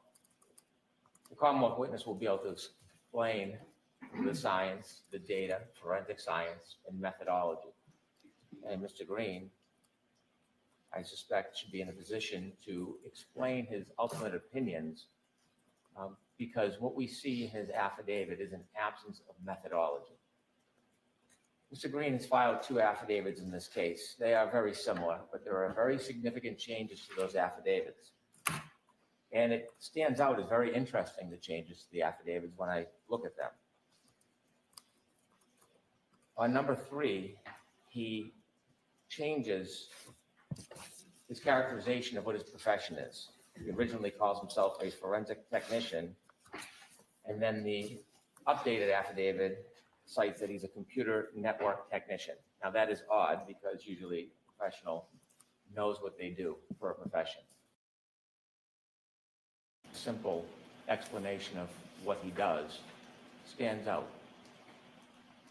Also stands out when using technical terms. They either were wrong or changed from the first affidavit to the second affidavit. For example, number 9, he talks about the download as a full file system extraction, then changed to an Apple iOS full file system. My point is, that when you look, this isn't simply misspellings or poor grammar. There are terms of art that are wrong between the affidavits or changed. When you're using the terminology of a item that is a forensic tool, such as gray key, it is spelled wrong throughout the affidavit. And so it seems to me that Mr. Green's affidavit had some assistance in building it. And the tone of the affidavit supports that thought.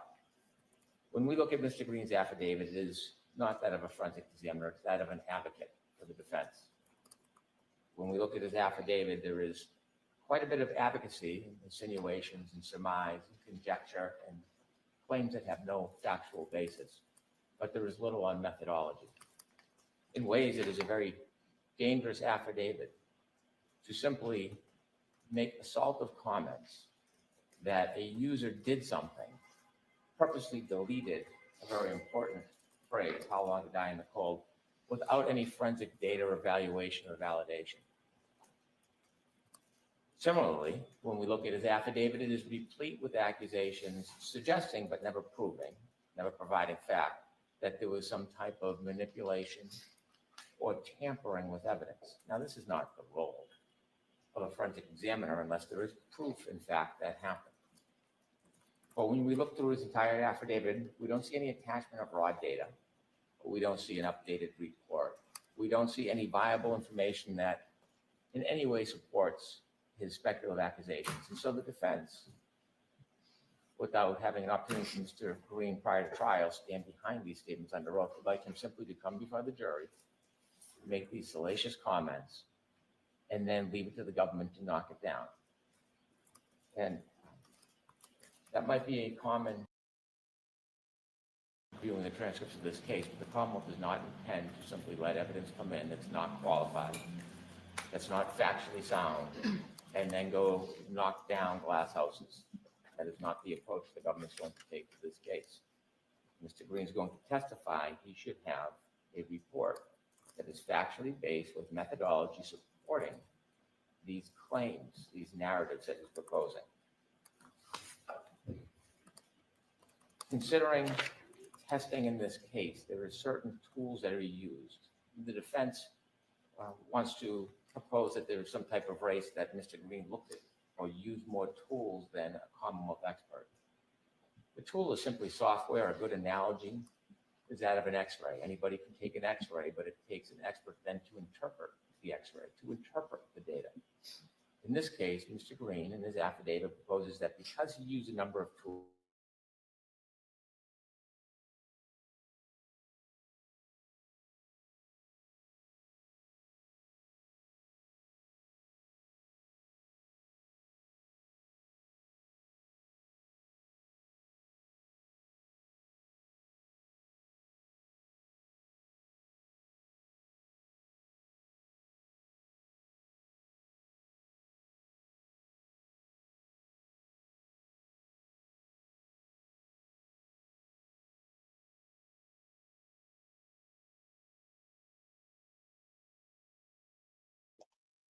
You were frozen. You guys know? Okay.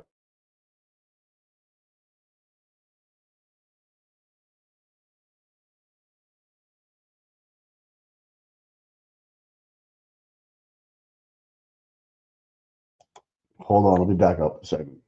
I think we got a shitty computer on the other side, but we won't.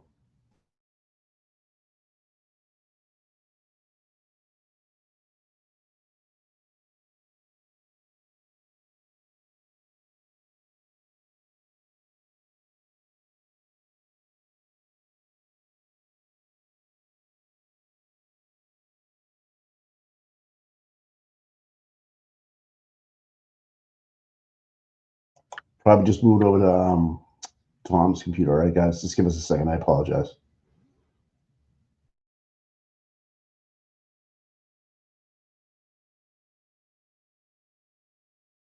methodology and review determined that the way that was assessed is unreliable and the program has been updated, which no longer shows the 227 search at 227, and I'll explain why for good reason. I'm sure the court has heard this before. Mr. Green then denounces the very source that he relies on. And so on one hand, he's saying, I relied on technical assistance to Cellbrite, but then when they told me what I didn't like, I can ignore that part. He then defers to Axiom.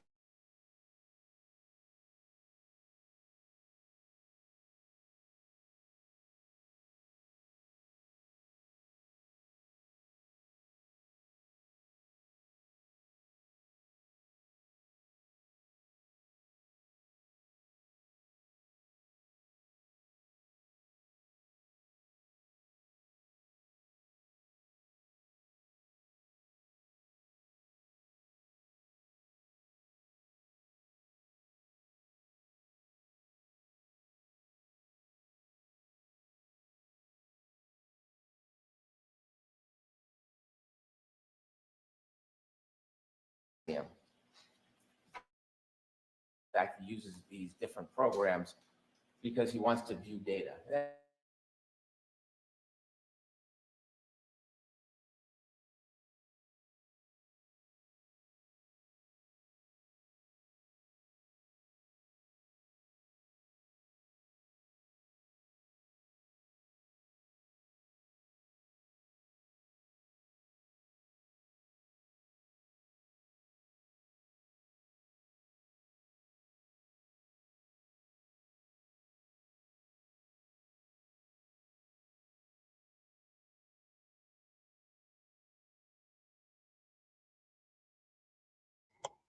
Yo, froze on.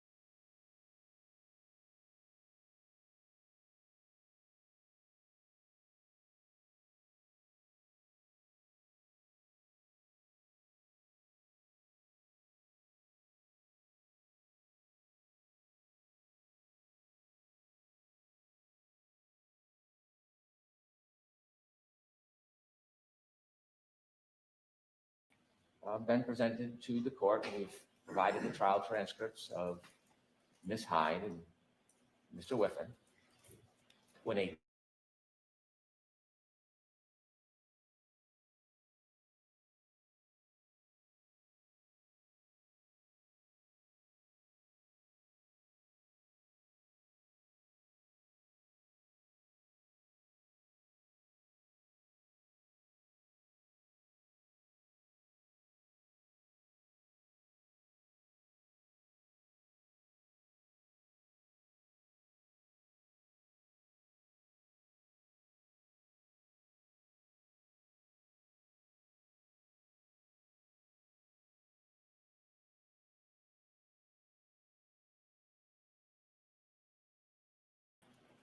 as far as validation, to consider the arguments and dispel them. He does nothing in his affidavit to address the methodology.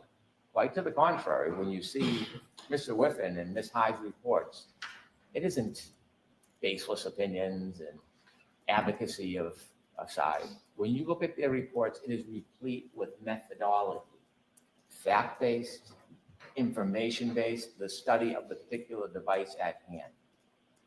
The contrast between the actual use of methodology that is reflected in Ms. Hyde and Mr. Whiffen's report and this affidavit is so clear. Now, there are two opinions that are proposed pursuant to this affidavit. The first is the claim that How Long to Die in the Cold was somehow inputted at 2:27. The only effort that appears in this affidavit by Mr. Green is in section 15, where he did a low-level analysis of the wall file. Now, I am not an expert, and that's why the court should hear from Ms. Hyde or Mr. Whiffen and Mr. Green. But a simple understanding of the data science is that the wall file can contain information as a repository. And the description or misunderstanding by Mr. Green of the wall file is clear in his affidavit. In fact, he implies that there were 3 searches in his affidavit, number 16, when almost everybody university agrees who's looked at this phone that there were 2. And so there's no surprise that his second opinion is an attempt really just to create confusion, to disparage, and to make claims that are factually untrue. It's necessary to have this claim because number 1 doesn't have any resonance. There's no methodology to support number 1. So of course the fallback is somebody did something somewhere somehow. Not an uncommon refrain that we hear. And so what the claim or the opinion number 2 the defense would like the jury to hear is that somebody somehow, whether it was a person, presumably the witness in this case, or the police somehow manipulated the phone. I dare say there's no evidence to support that. And yet, in an affidavit under oath to the court, in an attempt of advocacy, this witness is comfortable and willing to promote a claim that has no factual basis. If a witness, an expert, is going to promote in an affidavit a claim with no factual basis, we should not trust, without vetting that witness, that their other claims have any merit or value. In opinion number 2, this expert, so-called expert, takes the liberty to say that the McCabe cell phone could have been manipulated. Not that it was, not that I did a study, not that I have a fact. It could have been manipulated, then rehashed after manipulation with the PDF being modified. Wow. An extraordinary conspiracy in the world of forensic science to be able to accomplish all of those tasks. So if he has no basis in fact or methodology, no good faith basis to make this assertion, why is he? Why is he? It is because the claims he makes in opinion number 1 are so scientifically and forensically unsound. This is a tactic to confuse the issue. And think about the import of this baseless claim by Mr. Green. It is suggesting that a witness with no other evidence whatsoever was involved in a conspiracy to murder somebody. That's the implication that he wants the jury to be confused by. Otherwise, there'd be no other reason to make the suggestion. That is an extraordinarily harsh claim when you don't have any facts to back it up. Now, how could one cause manipulation? There is scientific ways that can be explained how manipulation could occur, but we don't see any of that in this affidavit because it didn't exist in this case, because there was no deletion or manipulation by the witness. There was no manipulation by the police who processed this phone. If there was, there would be some proof. This affidavit speaks volumes by the absence of fact and data and science. Mr. Green does nothing to try to demonstrate that there was user deletion on this phone or that there was manipulation by the police.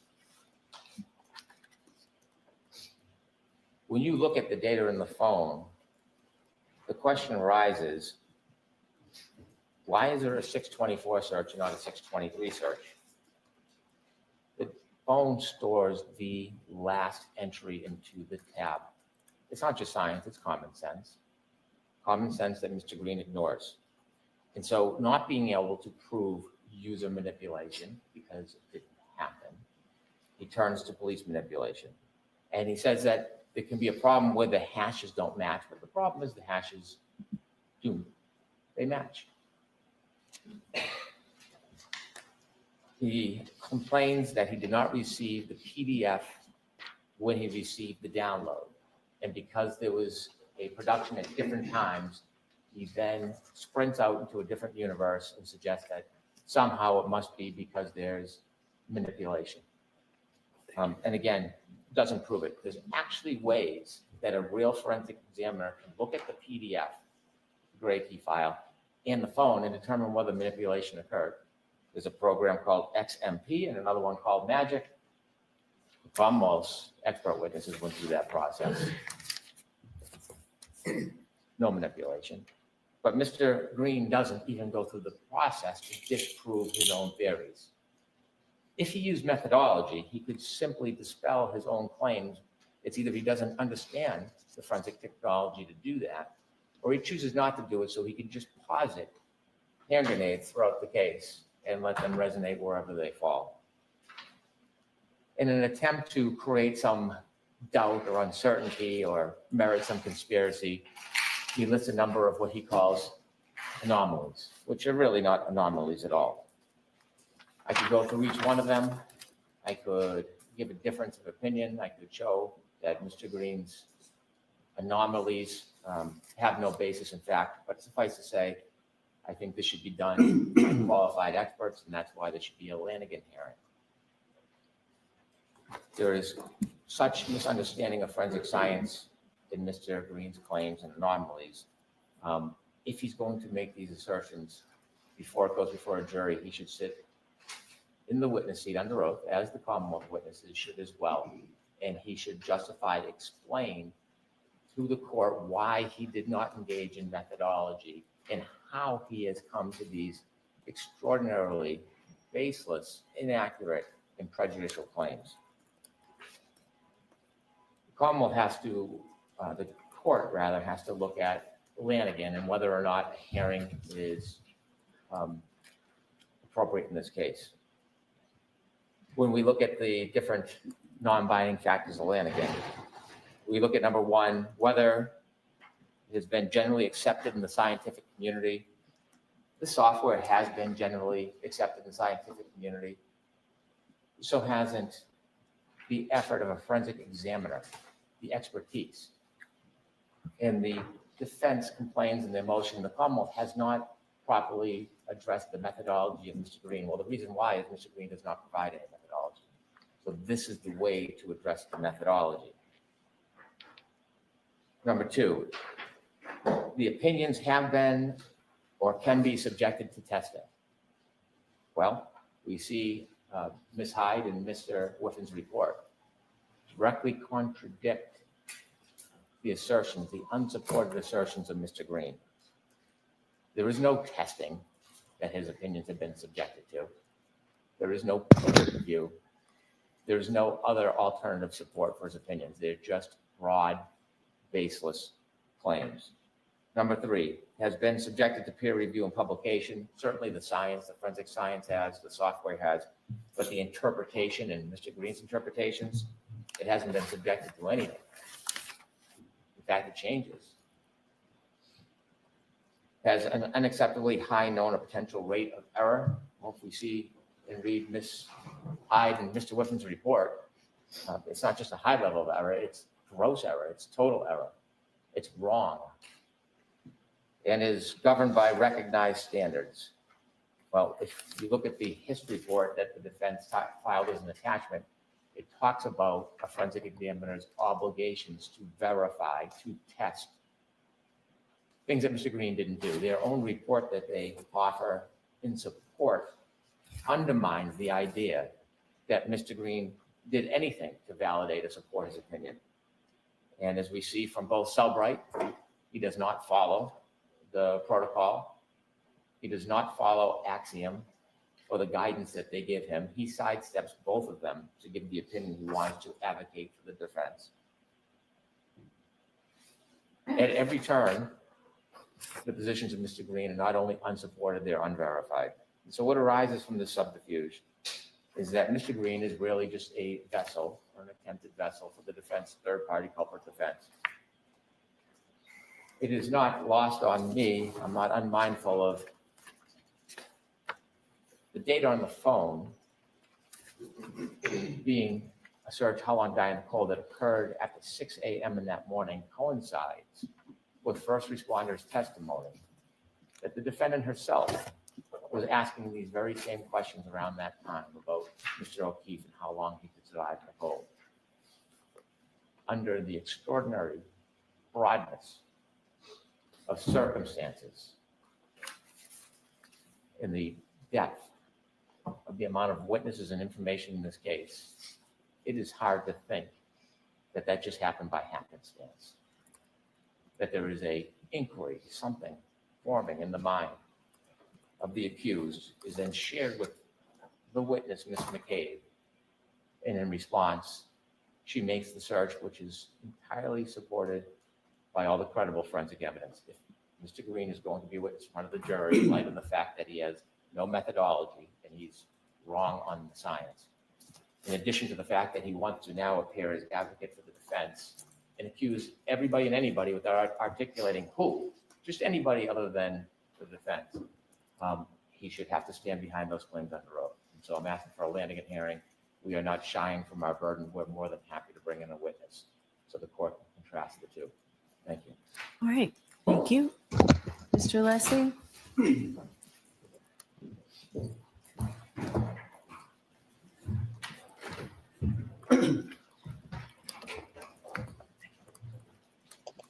Game on, motherfucker.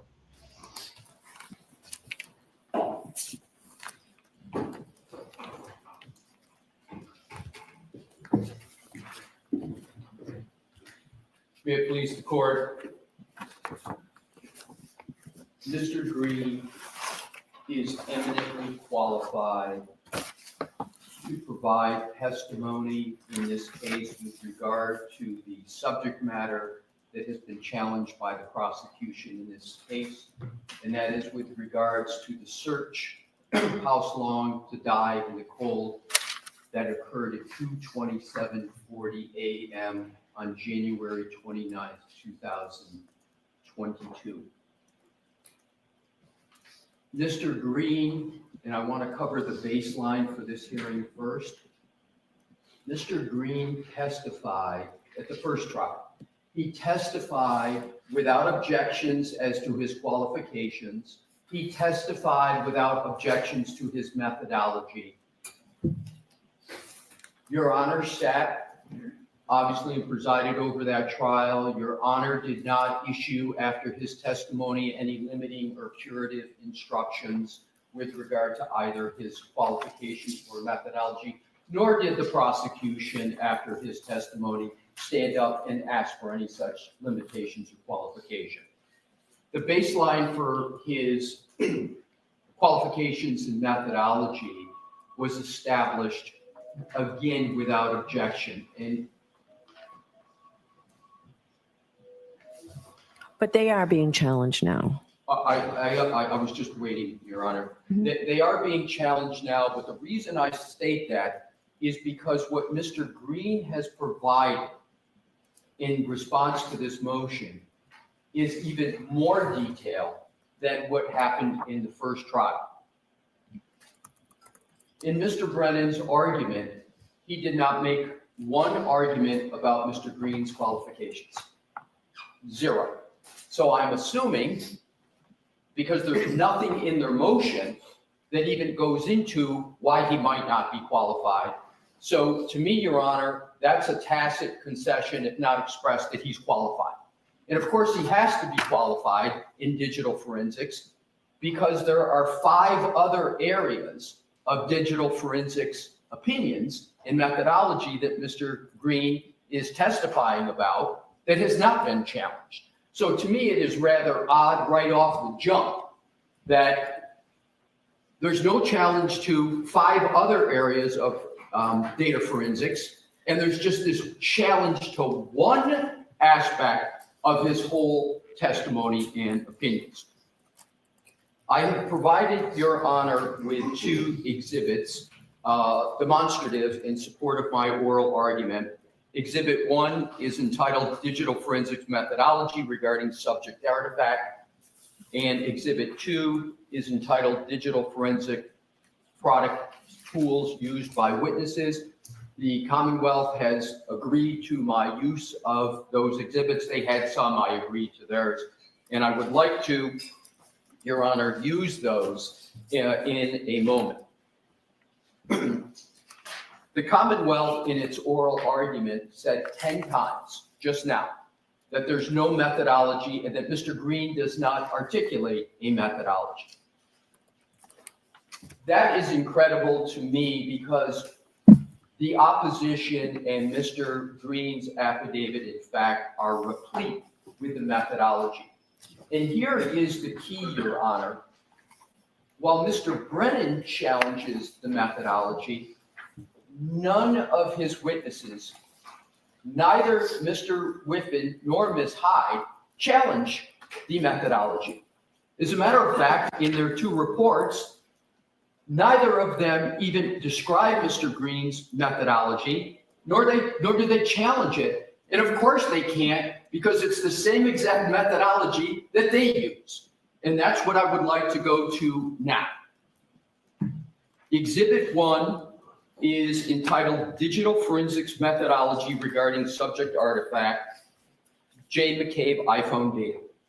And I prepared this. This is just what's in our opposition. It's in Mr. Green's affidavit, but it summarizes what the methodology is that we're talking about here. What is that methodology? Step 1, you receive, and this is to answer the question about what is the proper interpretation of the artifact in question that everybody agrees is the artifact. Step 1, receive a full file system image of extracted data from the Commonwealth. For example, the defense received it on a USB thumb drive. That's undisputed. If you look at the reports of Ms. Hyde, you look at the reports of Mr. Whiffen, they all say they received a full file system image of extracted data.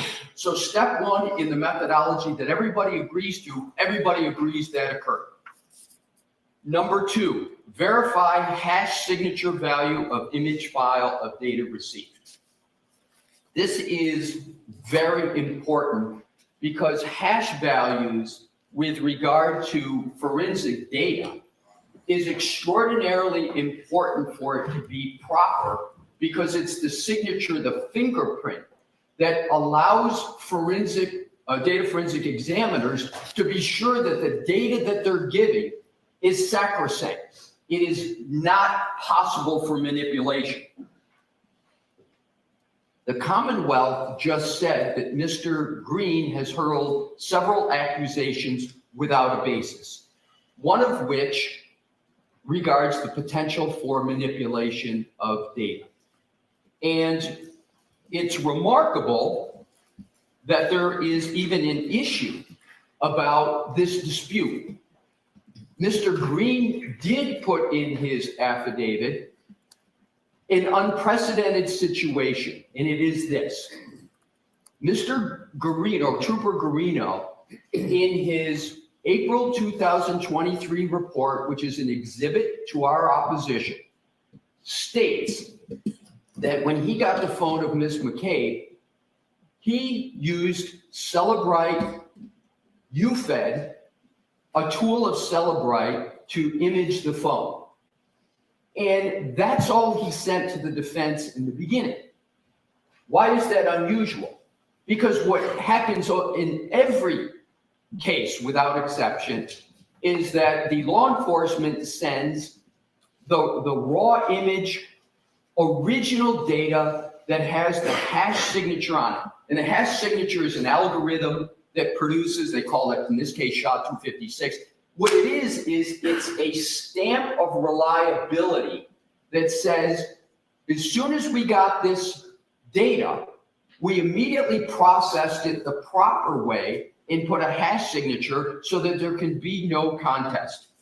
What the Commonwealth fails to tell the court, Your Honor, is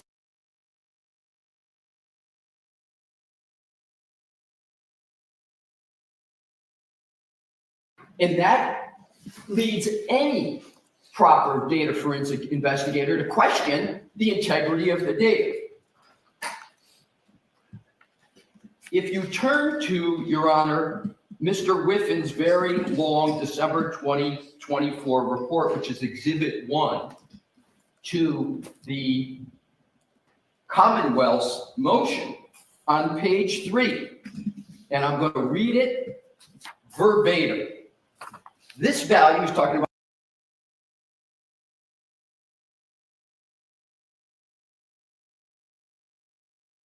extract.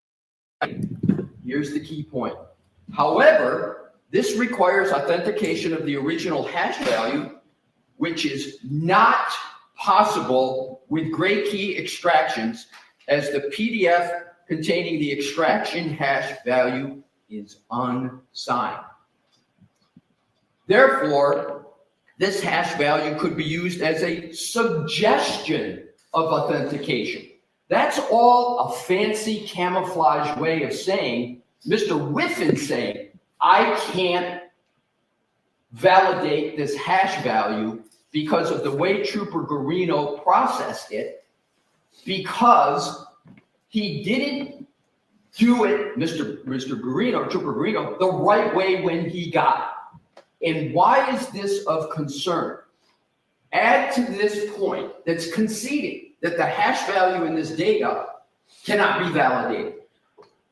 How did the defense get this? When Mr. Guarino used the Celebrate UFED reader, all he turned over in the beginning was the UFED reader report. He didn't turn over the data, the full. So Mr. Green had to ask for the data.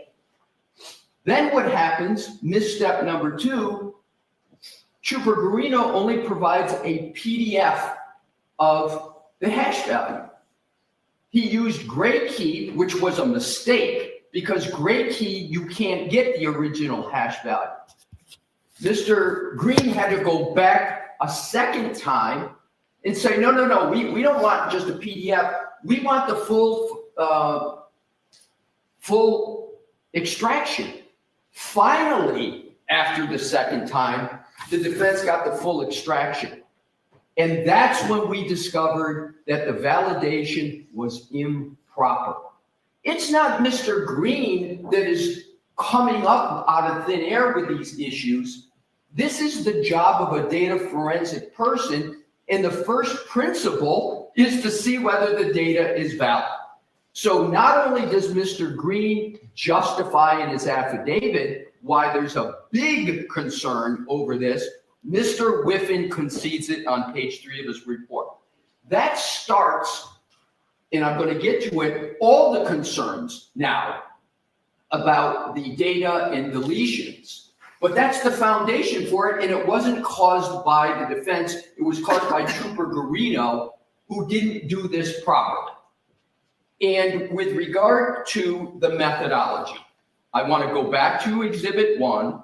So, importantly, Your Honor, 1 through 4 of this methodology is undisputed by all of the data forensic persons. Mr. Whiffen, Ms. Hyde, and Mr. Green all agree on 1 through 4. They all agree that this is the methodology.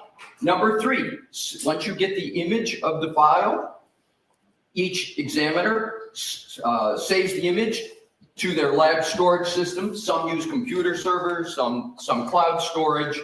And 4, the methodology, you then process the data with appropriate tools.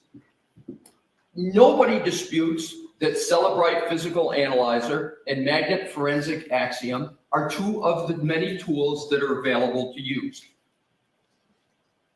There's a dotted line that I've put there, Your Honor, because 1 through 4 is undisputed by all 3 data forensic examiners.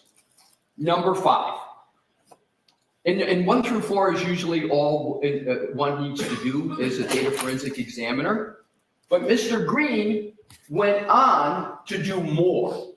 Number 5, further processing of data as warranted, and he explains why it's warranted here with additional tools. So he then went on to use Sanderson Forensic Browser, ArtX, Belkasoft X, and then he didn't use iLeap, Ms. Hyde used iLeap.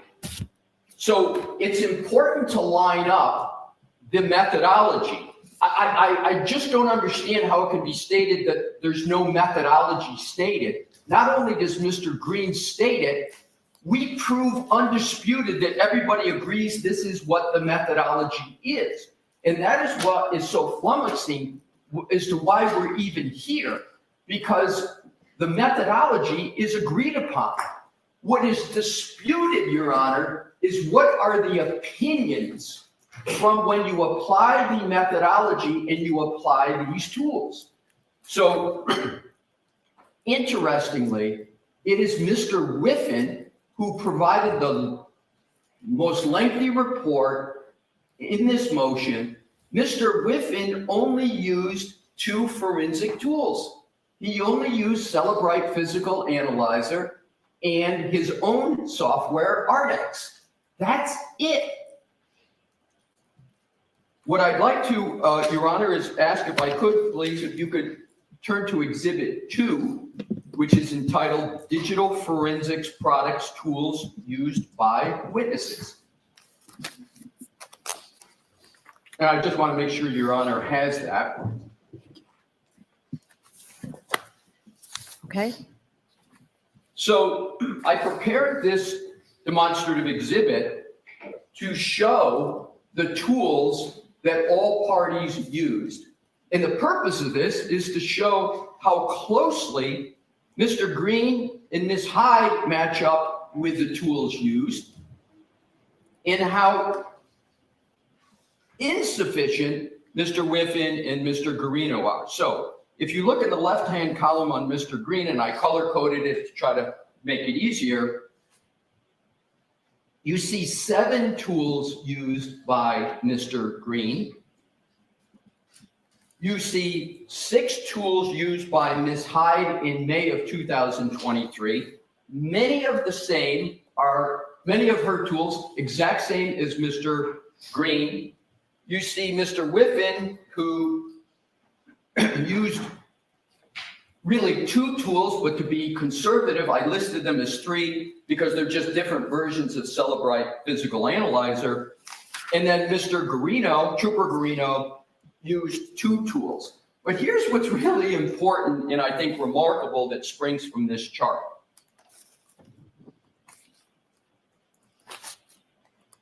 Mr. Green did more, had a more encompassing and comprehensive review than any of the witnesses here. And back to Exhibit 1, he did 2 more steps in his methodology than everyone else. So 1 through 5 of the methodology, everybody did. 6 is analyze overall user activity, artifacts of interest, timelines of interest, and anomalies such as deleted data. 7, reporting as appropriate pertinent artifacts, other artifacts. For this motion, Mr. Green did 6 and 7, and no other witness did that. The issue in this case as to whose interpretation is correct is an opinion issue. It is not a methodology issue. And Mr. Green makes that very, very clear in his affidavit that the difference is in opinions. Interestingly, on the very key subject of whether the artifact and the interpretation of it is a difference in methodology, a difference in application of methodology, or an opinion, which is not the subject of a Daubert Lanigan hearing. Opinions are not. Here's what Mr. Whiffen had to say about the issue. This is Exhibit 2 to our opposition. It's the June 17, 2024 testimony of Mr. Whiffen, page 1-10, starting on lines 14, the question. And what, if anything, did you find with regard to the web history artifacts? Answer, and this is Mr. Whiffen. So the 2/27/40 timestamp was correct insofar as that is the time that is shown within the database. It was indeed a deleted record. But the interesting thing was why the timestamp said 2/27/40. And I did some testing on this and discovered the reason why 22740 was actually listed in the database, even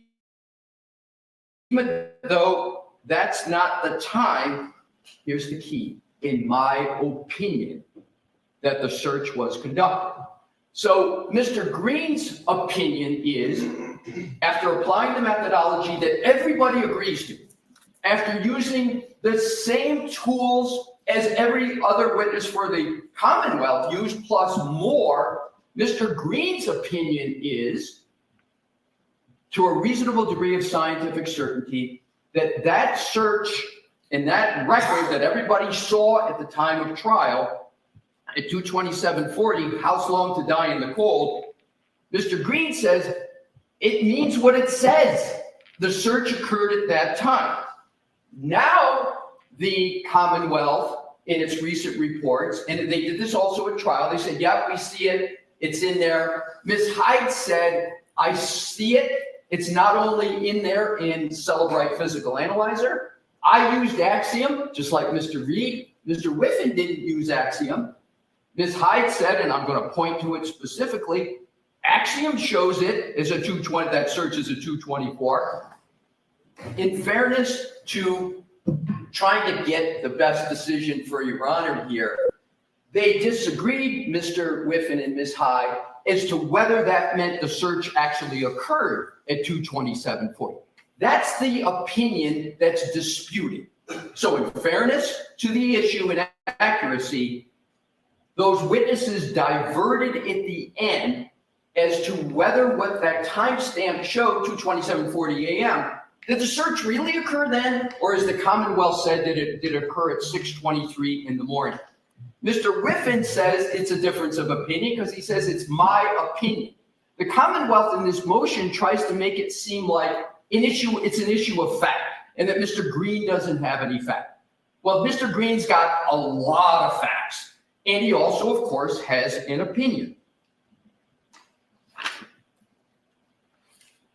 So what we have from these two demonstrative exhibits, Your Honor, is a statement of the methodology in Exhibit 1 that every witness agrees to. Not only is it Mr. Green put a methodology, but we prove up in the opposition that there's no dispute. What's interesting, Your Honor, and I think quite remarkable, is that neither Mr. Whiffen in his 40-plus page report of December 24, nor Ms. Hyde in her December 24 4-page report, neither one of them say Mr. Green's doesn't have a methodology. They don't say we dispute his methodology.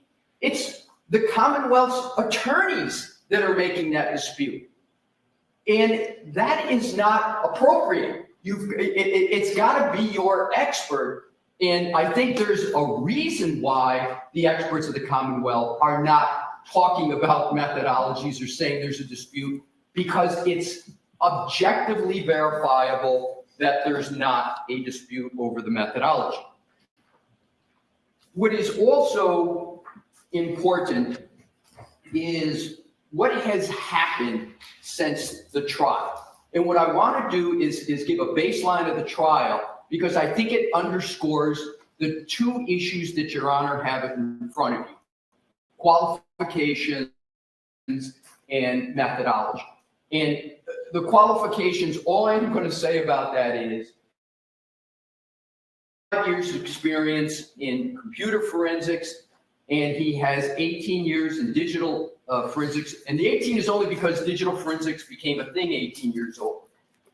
There can be no dispute, and I think that's why the Commonwealth didn't really say anything about it, is because if you lay down Mr. Green's experience next to Mr. Whiffen, Mr. Green testified 23 times as a qualified digital forensic expert in 7 different states.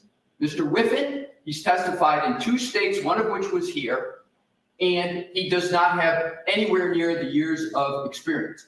Here's another very important point: certifications. Mr. Green lists 3 certifications. He lists an enormous amount of constant updating. And I just want to state a point about digital forensic experts. They're not like medical doctors where you see people with PhDs, etc. These are folks that keep updated because the computers change so much. So that's why you see such a great listing of Mr. Green in terms of his training and certificates, etc. However, if you compare Mr. Whiffin's qualifications to Mr. Green, and I'm again going to use Mr. Whiffin's own words with regard to his qualifications on his June 7th, this is again Exhibit 2 to our opposition, his June 17th trial testimony, page 1-6. Question, and this is a question from Mr. Lally.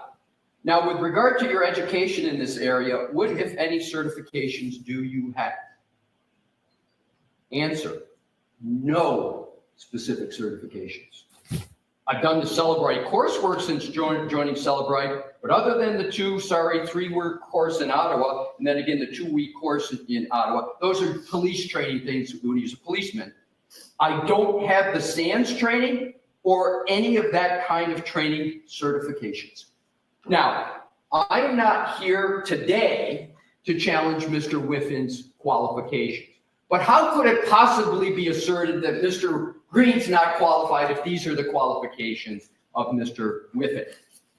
With regard to what has changed since the first trial, and I think this is incredibly important with regard to the methodology inquiry of Your Honor.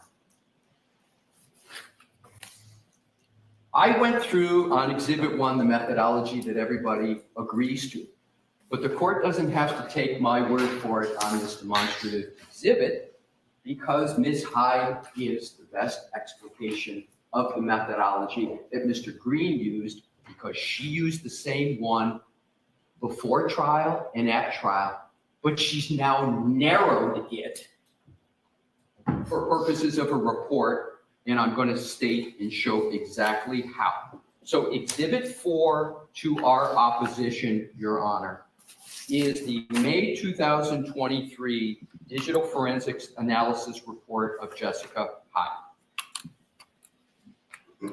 And in that report, on page 3, she talks about, under forensic analysis, that she used, it's the exact same methodology. What are you, I thought you said Exhibit 4. Exhibit 4 is a transcript.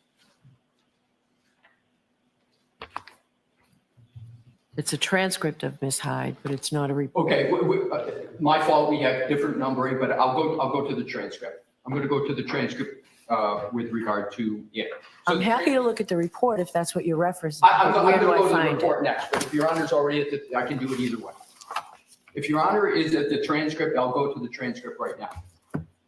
This is the June 14th transcript, Your Honor, of Jessica Hyde. Yes. Thank you. So we're just, and please keep in mind that in Mr. Hyde's 2024 report, that Mr. Whiffin's report that is now before you, Mr. Whiffin only used in his analysis now Celebrite Physical Analyzer and Ardex, his own tool. He only used 2 tools. Ms. Hyde, in her 2024 report, which I will get to, is now down to just using 1 tool, Celebrite Physical Analyzer, because she states that's the only one I was asked to look at. So the Commonwealth went and narrowed the request of Ms. Hyde to just Celebrite Physical Analyzer. And what is going on here? It's very obvious.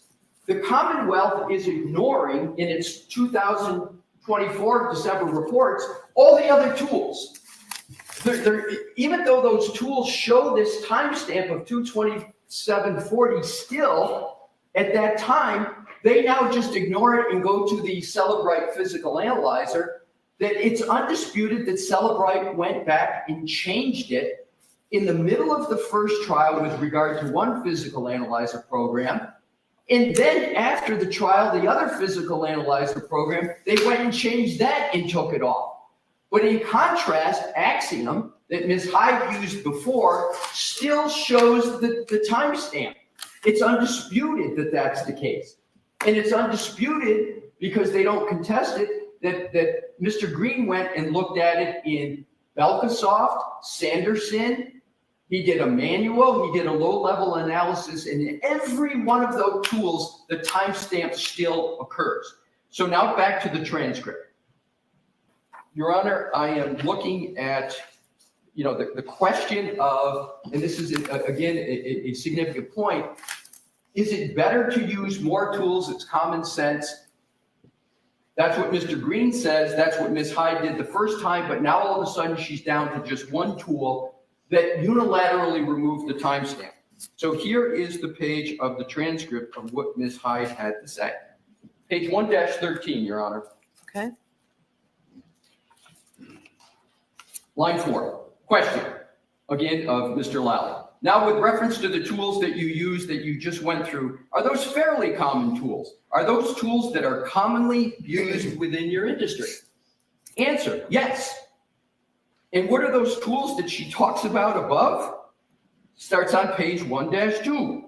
Celebrite Physical Analyzer, Magnet Axiom, Artex, iLeap, and I later used Sanderson Forensic SQLite. Those are 4 of the tools that Mr. Green used, and he used more. So her answer is, now with reference to the tools, are those tools that are commonly used within your industry? Answer, yes. They are commonly used digital forensic tools that are very standard for other forensic examiners to use on mobile exploitation. It gets better for the defense. Next question, line 15. So different forensic tools, question, and why were you using the different tools? So different forensic tools have different capabilities and look at data a little bit differently. Skip down. Commercial forensic tools that they can only support so many applications, so they each work and support different bits of data. Here's the key point, line 22. This is Ms. Hyde's words, under oath. So it's important to use multiple tools so you can see the results from different data sets, and be able to compare those results and enhance those with manual analysis. Next page. Question, and with respect to, and this will be the last question and answer, and with respect to using those sort of different variety of tools, Celebrite to Axiom to Artex, etc., is that something you typically do as far as your normal process of documenting a forensic analysis? Answer. Yeah, that is very, very typical for me to process with multiple tools to ensure that I'm getting the most complete interpretations from forensic tools. Of course, you go beyond that with your analysis, but it's absolutely pertinent. And down below, he asked, can you explain the interplay of these tools in analysis? And her answer is strikingly the same as Mr. Green in his affidavit and in our opposition. Her answer, the Sanderson's tool, which Mr. Green and Ms. Hyde used, but Mr. Whiffen didn't, is meant to look at specific type of data structures called the SQLite database.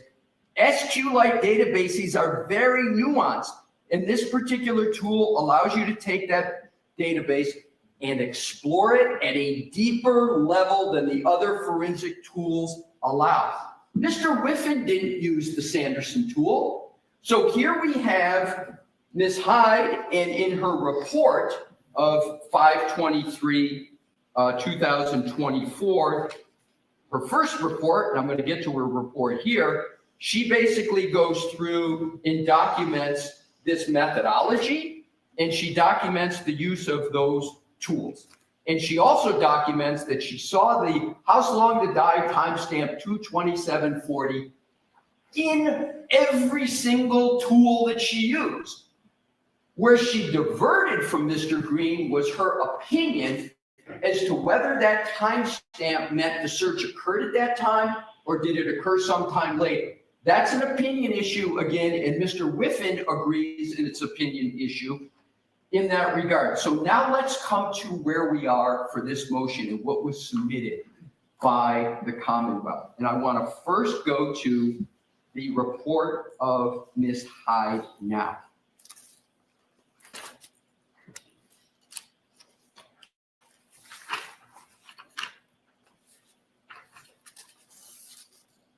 It's Exhibit 4 to the Commonwealth's motion.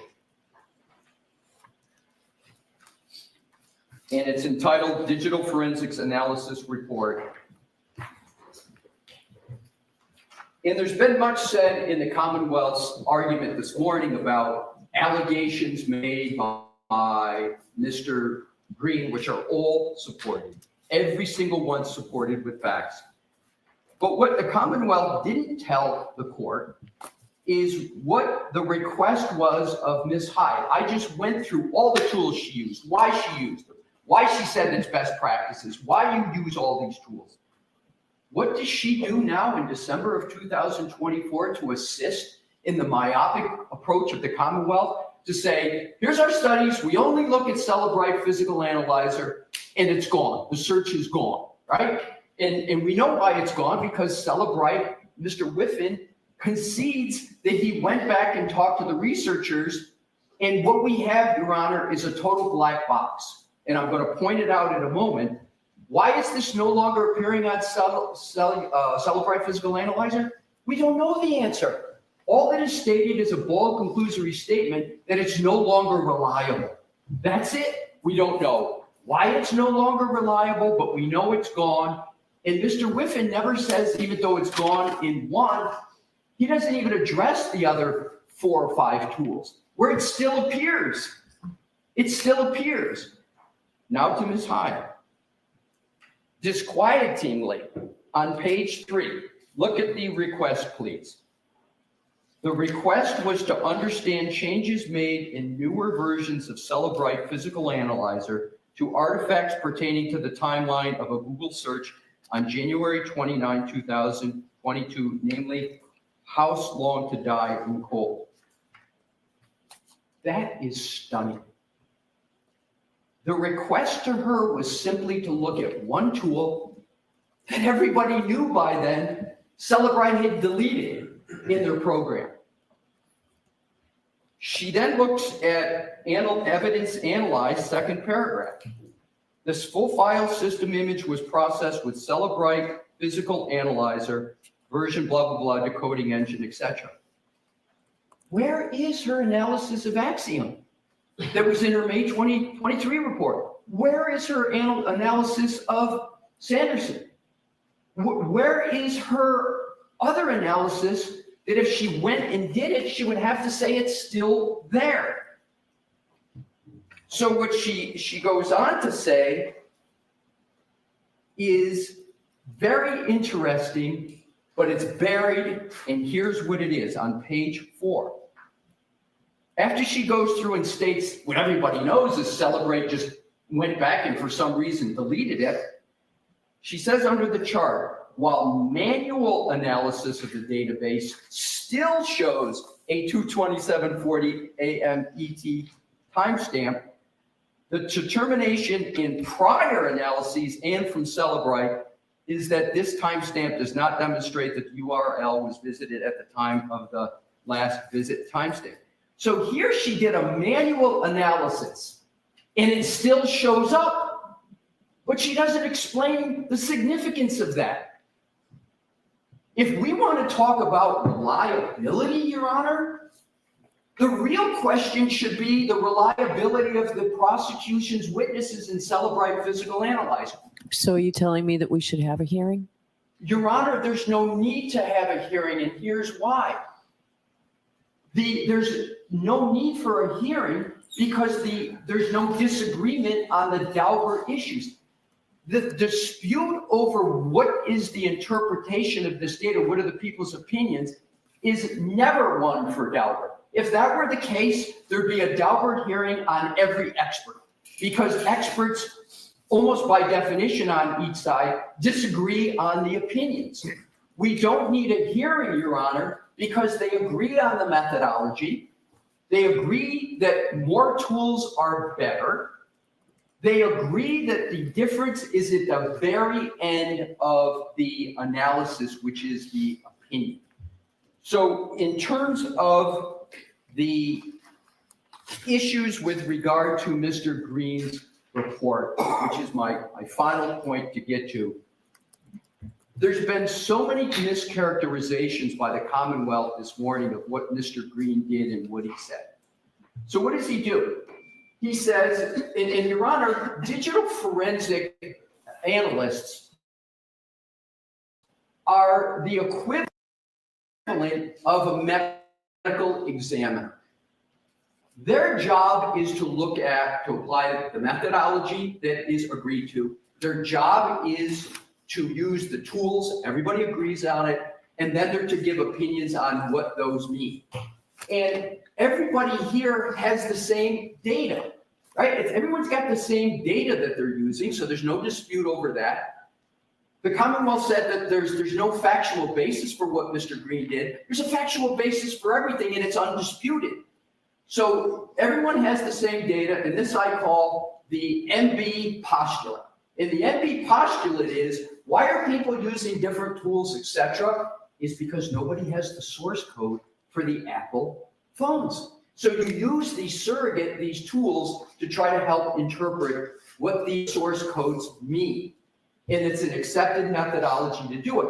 But the data, once it's produced, and we have an issue about what happened before it got produced, but in terms of the methodology that was applied here in the tools, there is no disagreement. So what, Your Honor, would an evidentiary hearing do? We're just going to come in and have witnesses talk about the difference of opinion? That's not what a Daubert is for. There's no basis for an evidentiary hearing because there's no dispute over the methodology. I've done a lot of hearings. I've never even gotten past a motion, let alone an evidentiary hearing, where the experts don't disagree on the methodology. So what is it that caused Mr. Green to raise questions? And again, I said data forensic examiners are just like the medical examiners. They don't look at just the body of the medical examiner. They look at circumstances surrounding it and all information. Well, that's what digital forensic examiners do, and that's what Mr. Green did. So there's great criticism of Mr. Green from doing what is proper for a digital forensic person. And it's a bit of a camouflage, respectfully, because the December 2024 reports of the Commonwealth now myopically go down to just one tool. So what did Mr. Green say that caused him to say, I think it strongly suggests that there's been manipulation here? He used the fact that there's no hash value for the data. That's conceded. And when there's an issue over hash value, every single digital forensic expert is going to raise concerns about the validity of the data. And Mr. Whiffen is one of them who did that. Secondly, what Mr. Green pointed out was this search deleted. There were 4,056 searches on the phone of Miss McCabe. 4,056. There was one deletion out of 4,056, and guess which one it was? House long to die in the cold. There are no odds that that can happen randomly, that one search out of 4,056 is deleted. So what does Mr. Green say? He says that strongly suggests one of two things. Either there was user interaction deletion, or there was post-imaging manipulation of the data. He doesn't accuse individuals. He says user interaction or post-imaging.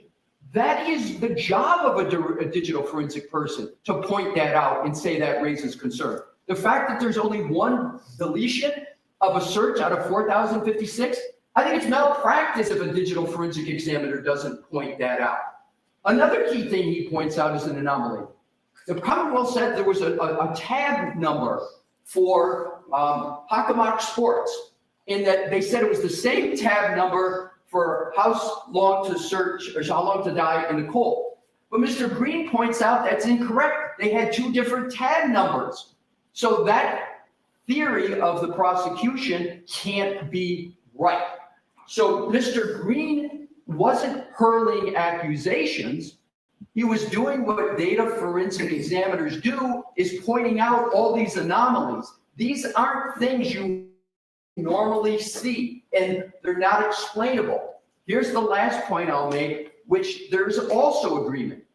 There's this deletion of this one search. Mr. Whiffen can't explain why. He says, well, maybe it was a spontaneous deletion. There's no such thing in data forensics as spontaneous, and he doesn't cite any. Maybe it's because the search didn't load. Maybe it's because there was bad connectivity at where this search occurred. Well, that's interesting because a harder thing to load, the image that came up with food, did load. So you got to have stronger connectivity to get an image that dense. So what Mr. Green simply points out is that doesn't make any sense either. That is the essence of Mr. Green's affidavit. And Your Honor, just to be clear, when we sent in the second affidavit of Mr. Green, we put in the cover, and Your Honor may not have gotten this, that it was to replace the first affidavit because there were some typos, et cetera, et cetera. So you'll see two dates of the affidavits, and it's the later date, and I'm going to give you the specific one that controls. No, I have both. Okay, right, yeah. The second one on the body of it does not say it's a supplemental or anything. If it was in the cover letter, that's what, they're both docketed, so they'll both remain I was docketed. just going to say, we wanted to have them both there for whatever purpose Your Honor wanted, but there's been some question about why two, and it's a simple explanation, one supersedes the other. So Your Honor, in terms of, and this will be the concluding part of my remarks. In terms of the allegation that Mr. Green relies upon technical support at Axiom, and he relies upon technical support of Axiom, and the statement that is just remarkable, that that's the basis for his expertise. Mr. Green makes very clear that he did his own analysis. He used the tools himself. But here's why he called Celebrite. At the time of trial, Celebrite had two versions of physical analyzer on the market at the same time. One physical analyzer 7 showed the 22740 timestamp. It showed it, and it showed it in a deleted state. But the recent one, the one that Celebrite updated 1 week before trial, didn't have it. So that was the Insights, spelled oddly, INSYETES. That didn't have it. So Mr. Green did what any good digital forensic person would do. He called up support and said, well, what's going on here? You got one that shows it, you got one that doesn't. But he did what the NIST standards, the National Institute of Standards, and that's attached to Mr. Green's affidavit, says that good digital examiners use multiple tools, and when they have questions or they see anomalies, you call up the program people, you talk to their technical support. That's not someone inexperienced and relying upon them. That is the proper methodology. So Mr. Green did that to corroborate and get explanation for what he found. So in sum, Your Honor, here is what is before the court and what is pertinent for this motion. What is pertinent is the inquiry under Polk, which Your Honor cited in your decision on Dr. Russell. It comes down to, is Mr. Green qualified? There's not even a contest. Second, is his methodology reliable? And Your Honor, those are the only two subjects that are ever proper for a Daubert hearing. Why would we have what will be a very long hearing? Now, Mr. Brennan suggests bringing in Mr. Whiffen. I've never heard of that happening in a Daubert hearing where one party challenges the witness of the other and then says, and oh, by the way, I want to bring in my witness to show. That never happens in Daubert. It's the person who. I wouldn't say never. Well, let me take that back. Good point. I won't say never. It is so unusual to have that happen under these circumstances. And this is the key, Your Honor. Why would we have a hearing about whether his methodology is proper and reliable if all of the witnesses agree what the methodology is? So, Your Honor, in conclusion, I would urge the court to deny the motion of the Commonwealth to exclude Mr. Green on one of 6 data forensic issues. He's going to be testifying, obviously, at this trial. And I would urge Your Honor to not have the evidentiary hearing because Your Honor has before you everything Your Honor needs to perform the gatekeeping function.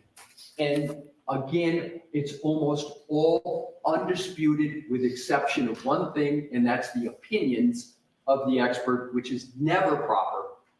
I will respectfully state that never is appropriate for a Daubert hearing. Thank you, Your Honor. Okay, any follow-up, Mr. Brennan? I do.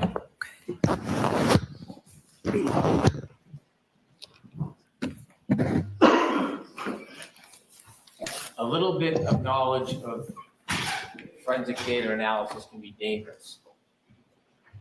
So when you hear representations or arguments that Mr. Whiffen's opinion that there may have been a connectivity issue is undermined because there was a picture of food which is suggested through a application search, misunderstands the basic premise that that's a cache picture.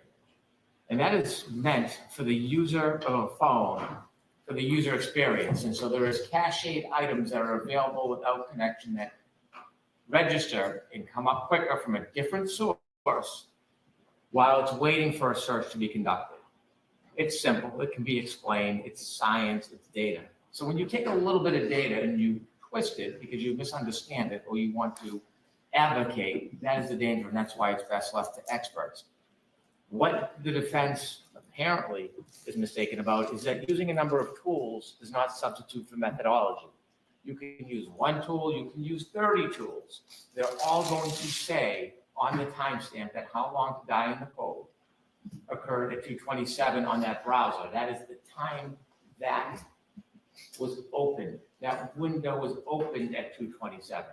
But you can't just look at 8 different tools that are all going to say the timestamp is the same. You have to look into the data and into the databases, knowledge C, the history, and you have to determine what artifacts exist to show that occurred at that time. And when you do that in this process, it is clear that 2:27 search happened after 6 a.m. in the morning. And so that's what Mr. Green doesn't do. He doesn't engage in methodology at all. There's an agreed methodology. He doesn't use it. The defense points to Ms. Hyde's report, how it's narrow. It's narrow because it's an addition to her 2023 report. Mr. Green has not written a report. He has not provided data. He has not provided that he has used methodology. He has not engaged in the process of studying the data. He made a couple of phone calls. And so you can't simply look at the timestamp and then give a reckless opinion not based on the methodology. We still haven't seen a report from Mr. Green. There is none. Because if he actually does the testing and takes a phone and tested his hypothesis, he would dispel his own hypothesis. And if he doesn't do that, we'll do that for him. There is no hashtag concern. And when the defense raises issues, postures, ideas, we never hear what the problem is. What is the hashtag data? Who manipulated it? And that is the MO. Blame anybody, don't articulate who, be like a ghost, evasive as possible, and then when it gets knocked down, just posit a new theory. The government offers to bring in Jessica Hyde next week or in with at another time. Is it common? No, it's not. It's because the government has no fear of a hearing to help educate the court on the data science that is at play here. And so while we don't need to, we have no reluctance to. So there is a real accuracy on the fallacies that Mr. Green promotes in this case. And so we're happy to do it. We welcome it. Okay. Did you want to say anything very briefly, Mr. Alessi? In 60 seconds or less, Your Honor. Okay. Thank you for the opportunity. The Commonwealth said a little knowledge is dangerous. I don't know what a hashtag is. I've never heard of what was just said as a hashtag. It's a hash value, and it's a very important concept to get right. With regard to the whole premise and point of my argument, Your Honor, that this is a difference of opinions, it was just made by the Commonwealth foreman. What was said, it's alleged that Mr. Green has reckless opinions. My point exactly, take away the reckless. They're going after his opinions, and it's been stated now by the Commonwealth itself. It's the opinions, and those are not proper for a Daubert hearing. Thank you, Your Honor. All right. Well, There are 4 exhibits that have been marked. thank you. So it sounds a lot like it may just be a disagreement in opinions, but for the Commonwealth, I will look more closely at your methodology arguments that were made today. If I decide that we need a hearing, an evidentiary hearing, and that I cannot decide this motion based on everything before me, I will let you know no later than Monday. Okay? So we'll keep Yes, next thank week and I'll let you know. All right. So, and not that I would exclude something simply because it takes a lot of time, but we really need to make sure we keep this case on track for the April 1st trial. So I have a question for the Commonwealth on where we stand in discovery. And then we're going to talk a little bit about the motion to recover expert-related expenses. Your Honor, we've been producing discovery as we've gone along to try to give the defense as much notice as we can. I had anticipated having discovery finished last week. We've sent over most of our discovery last night, or it's in the process of being turned over. There was one further report. We've retained Dr. Wilkes as a neurologist.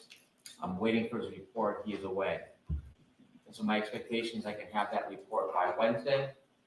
Okay. Further, there was a witness interview earlier in the week. I'll have that report as well. My Rule 14 commitments are ongoing. They are involved. Enormous amount of time over the months has been spent trying to satisfy that I can account for all the discovery and make sure the defense gets everything that I can as soon as I learn about it. We'll continue to investigate this case all the way to trial, but our discovery should be completed by Wednesday. Okay. Does that include the analysis of the data from the Lexus? That has all been turned over, or we're sending it over on link. It's something like 8 gigabytes on my expert, so it takes a long time to download. It was all sent to us yesterday. That's all included. All right. The analysis is done. The accident reconstruction is done. Mr. Crosby, with expertise in bites and dog bites, his reports are in. And Mr. Whiffen have further reports that have been provided. Ms. Hyde has one more scanning. We may have it. I expected it last night. I have not reviewed. And I think that accounts for all of our efforts. We've been through the entire amount of discovery that was prior. It has all been base numbers. It hadn't been before, and it's marked as previously provided. I've made a very, very thorough accounting analysis with help of all of the information that isn't in those base numbers and provided everything that I've come across as soon as I come across it. All right. Continue to look through all of our materials. There was an issue regarding a phone that we hired a third party to look through the phone and produce all Rule 14 discovery. I mentioned that my position was that it was a very broad view that the assessor should look at. I was uncomfortable reporting to the court that the phone had been reviewed by somebody else, so I did it myself. And so I've gone through the entire phone, every email, every page, thousands, and I've provided not only Rule 14, but broad discovery. This went to a protective order this morning to the defense, so they have anything that, from my perspective, from my experience, seems to be remotely important or interesting to them. Also, I've gone through what beyond my obligation emails of members of the District Attorney's Office, and that continues, and I have another production as well. But we call it Rule 14 because it's not necessarily statements of witnesses, but again, I think it's a very, very liberal and broad view of what I would potentially want if I was defending the case. Again, under seal today. All right. And so we do not have an official discovery order, but I'd like the defense to have the discovery meet 30 days after I complete mine, which will be next week. Okay. We filed, but I did not see on the docket, or we sent in, we did not file a motion for clarification, and Your Honor did not mention that as an important notice that we had sent in, because I am greatly respecting the April 1st trial date, and there's work to be done. And so I would like to address that motion to clarify when appropriate with the court. Okay. All right, I'll need some time to review this, obviously. Yes, Your Honor. Okay. All right. That's great. So the Commonwealth expects to be ready for trial April 1st. Yes, we do. Okay. All right. So now let's just take a look at a preview, if you will, of the defendant's motion to recover expert-related expenses from the Commonwealth. Okay. I see there's a written opposition that I just received. We're not going to hear this motion today because I didn't have the opposition. But one of the things that I'm hoping you can tell me before we hear this, all right, there are a couple of things. Let me just, in this motion, there's a footnote that references, so this motion from the Commonwealth was filed, from the defendant, was filed on January 23rd. So more than a week ago, and the motion, I believe, is a footnote that highlights a pending motion to dismiss. I need that motion to dismiss. We need to get this moving. When will that, well, I'd like that filed next week so we can hear it next week. The reason that we haven't finalized it, the reason we haven't put the full contours on that motion is because we haven't received all the discovery. And I think it would be premature for us to figure out exactly what the parameters of our motion to dismiss are until we know exactly what the Commonwealth is putting in front of us in terms of the second trial. But as soon as we get that, we think that we have the grounds to bring that motion relatively quickly thereafter. So you expect to have everything to the defendants by Wednesday? I do, and really what's missing is a report from a neurologist, a witness interview that is really inconsequential. And Ms. Hyde has a report regarding a phone. That's all that's really left to discover. So that's all I can say. All right. So if you get it by Wednesday, we're here Thursday and Friday. I'd really like to see something by Friday.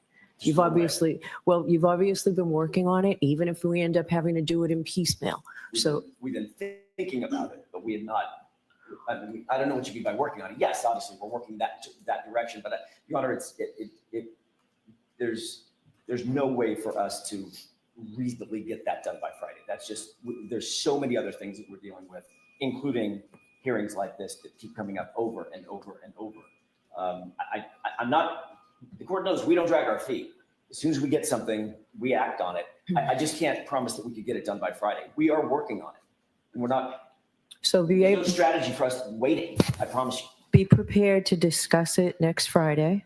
I will be looking for it very shortly thereafter, and we will have a hearing on it very shortly after that. So the Commonwealth is not going to have a whole lot of time to respond. Understood. So, We need to come up with a scheduling order, or I've got a scheduling order that we need to discuss.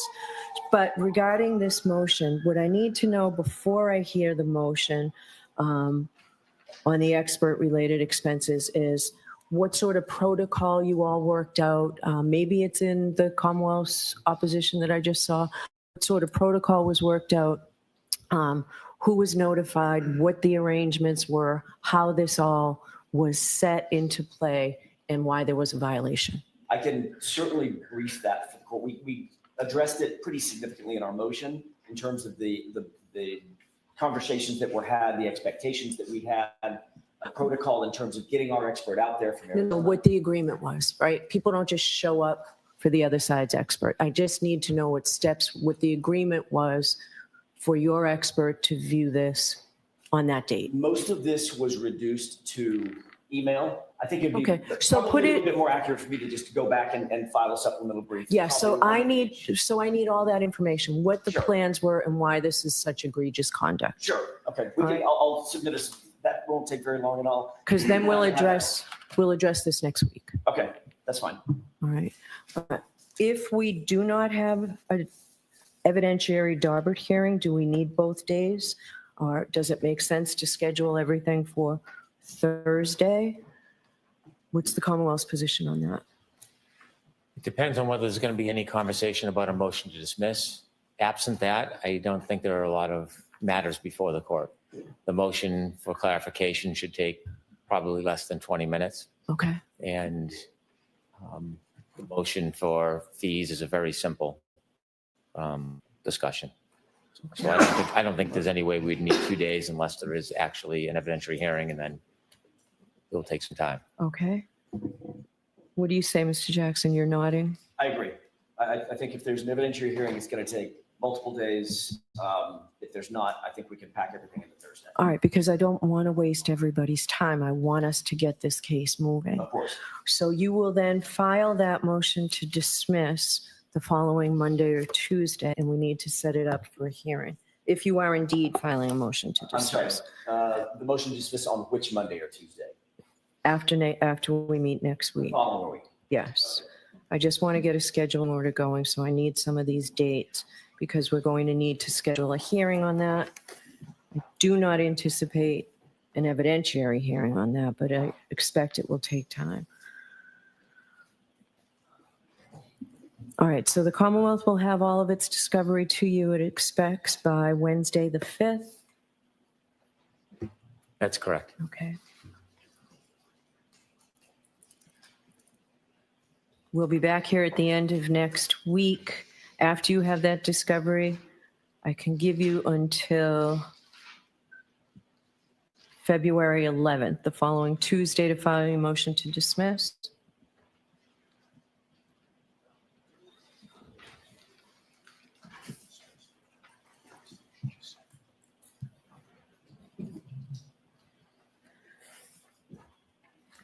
And Commonwealth, I'll give you until the 14th to file an opposition to the motion to dismiss. And let's hear it the following week.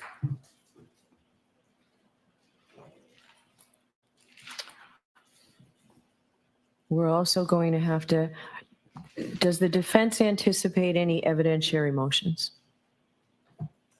Yes, but I can't tell you exactly what those are, but in an abundance of caution, given the fact that we're expecting new information from the Commonwealth, I think the court can safely right. say yes. So February 21st, and I'll put this in writing, filing of all evidentiary motions that can be an out of court date unless we choose that day to hear the motion to dismiss. Why don't we figure out what's your availability the week of the 17th? The 20th is actually the best that week for us.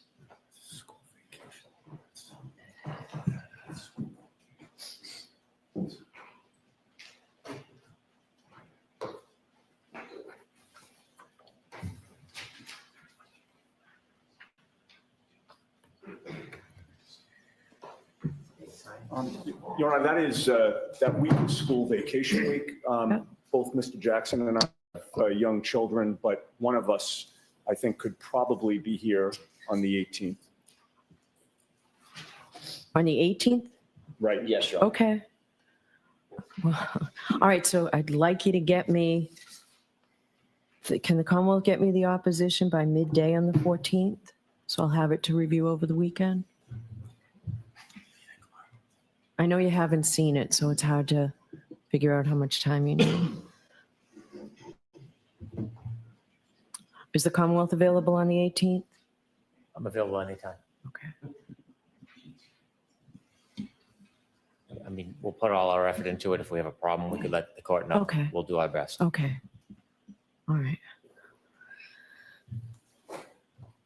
Okay, so the 14th will be an out-of-court filing date. The 11th, an out-of-court filing date.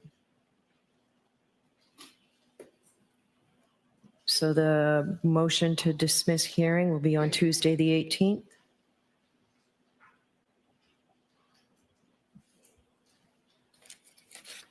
Filing of all evidentiary motions will be the 21st. And that will be an out-of-court date.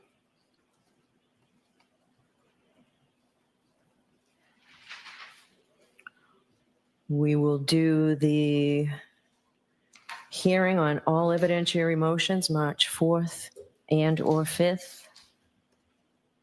I'd like you to block off both days at this point.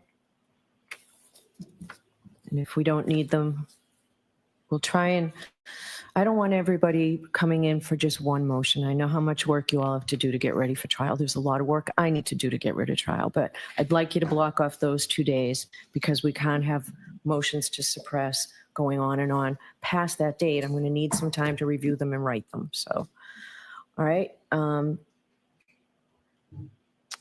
you all come back in on March 7th? You'll file all motions in limine. We'll have a final trial conference. And then we'll have to set up a date for what I anticipate will be at least a day, maybe two, because it was last time on motions in limine. All right, so March 7th will be an in-court date.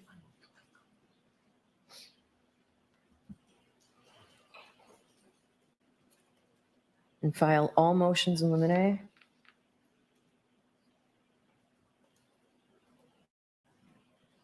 And at that time, you to tell me how long you expect your motions in limine to take. Your Honor, do you want those filed by the 7th? All motions in limine filed by that hearing date, the 7th? Yes.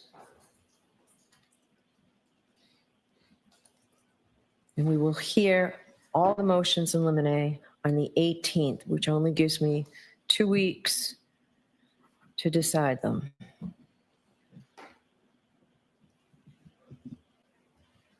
Because we're starting the trial on April 1st. Jury Commissioner's Office has been fantastic about getting us as many jurors as possible. And we'll talk about impanelment, obviously, a little bit later. All right.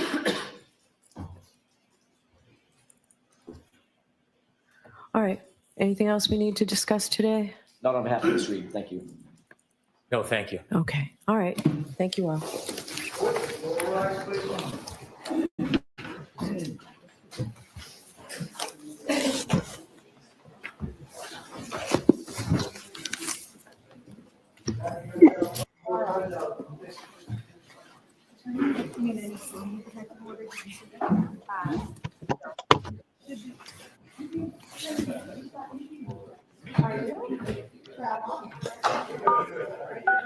You are muted. Goodbye.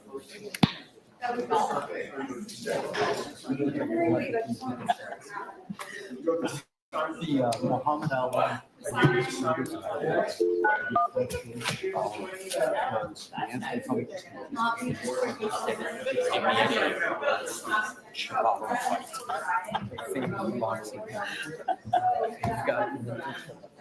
That was Ali. So that Muhammad Ali about the George Chawla fight. He's a great fighter from Canada.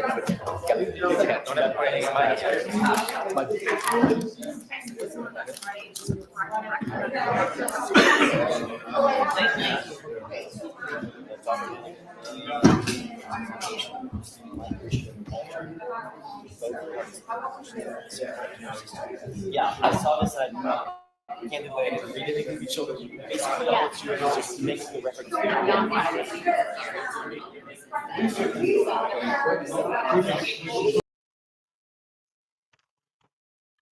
All right. Well, some dates were posted. Our outside boots on the ground went home as well. Kristen, thank you so much for filling in with Tommy. And let's put a prayer together in your own way for Amy, who's at the hospital right now. Fuck cancer. Okay, let's get that fucking figured out. I hope Tom's feeling better. I don't know what happened outside with Tom and the chanting. I have no idea if that's even true or not. I hope not. I hope that's stopped. So there's some stuff happening here. Get my calendar back up. So in terms of February, looks like the 18th and the 21st. Okay, go to Seeking Justice Facebook page for updates. Cool. Yeah, there's some dates and stuff out there. So the 18th and 21st though of this month is some more hearings and some filings being had, and it looks like it's going right into March with the 4th through to the 7th too, and then that's all I have written down for now. But I'm sure there's more. But I think it went very well today. I think Mr. Alisi is worth every fucking penny, or even though he's doing it for free. I mean, Jesus Christ. Okay, the updates on Amy will also be on the Facebook page. Okay, cool. And shit was going on with Lally was like, okay, cool. I hope that was it. Yeah. All right. So I was downstairs doing something. Okay. So hey, that wasn't a bad day. We've been on for 3.5 hours. I did it without Tommy, and thanks to the mods and stuff. And you guys can all follow me on Twitter at products840 on Twitter. Yeah, at least you did that. Yep, I agree with that. And Karen looked great. She looked very confident, and the whole family did actually. You know, even her mom was smiling from ear to ear. Her dad was smiling ear to ear. SC was in the courtroom. I really appreciate it, man. Really appreciate it. Thanks for hanging in there today. Long day, yeah. Thank you. This is my ex. If you guys need some stuff, I usually post stuff all day long. But hey, I love you guys all. Have a great Friday. Tom, I hope you feel better, brother. All right. So that's gonna wrap it up for today, okay?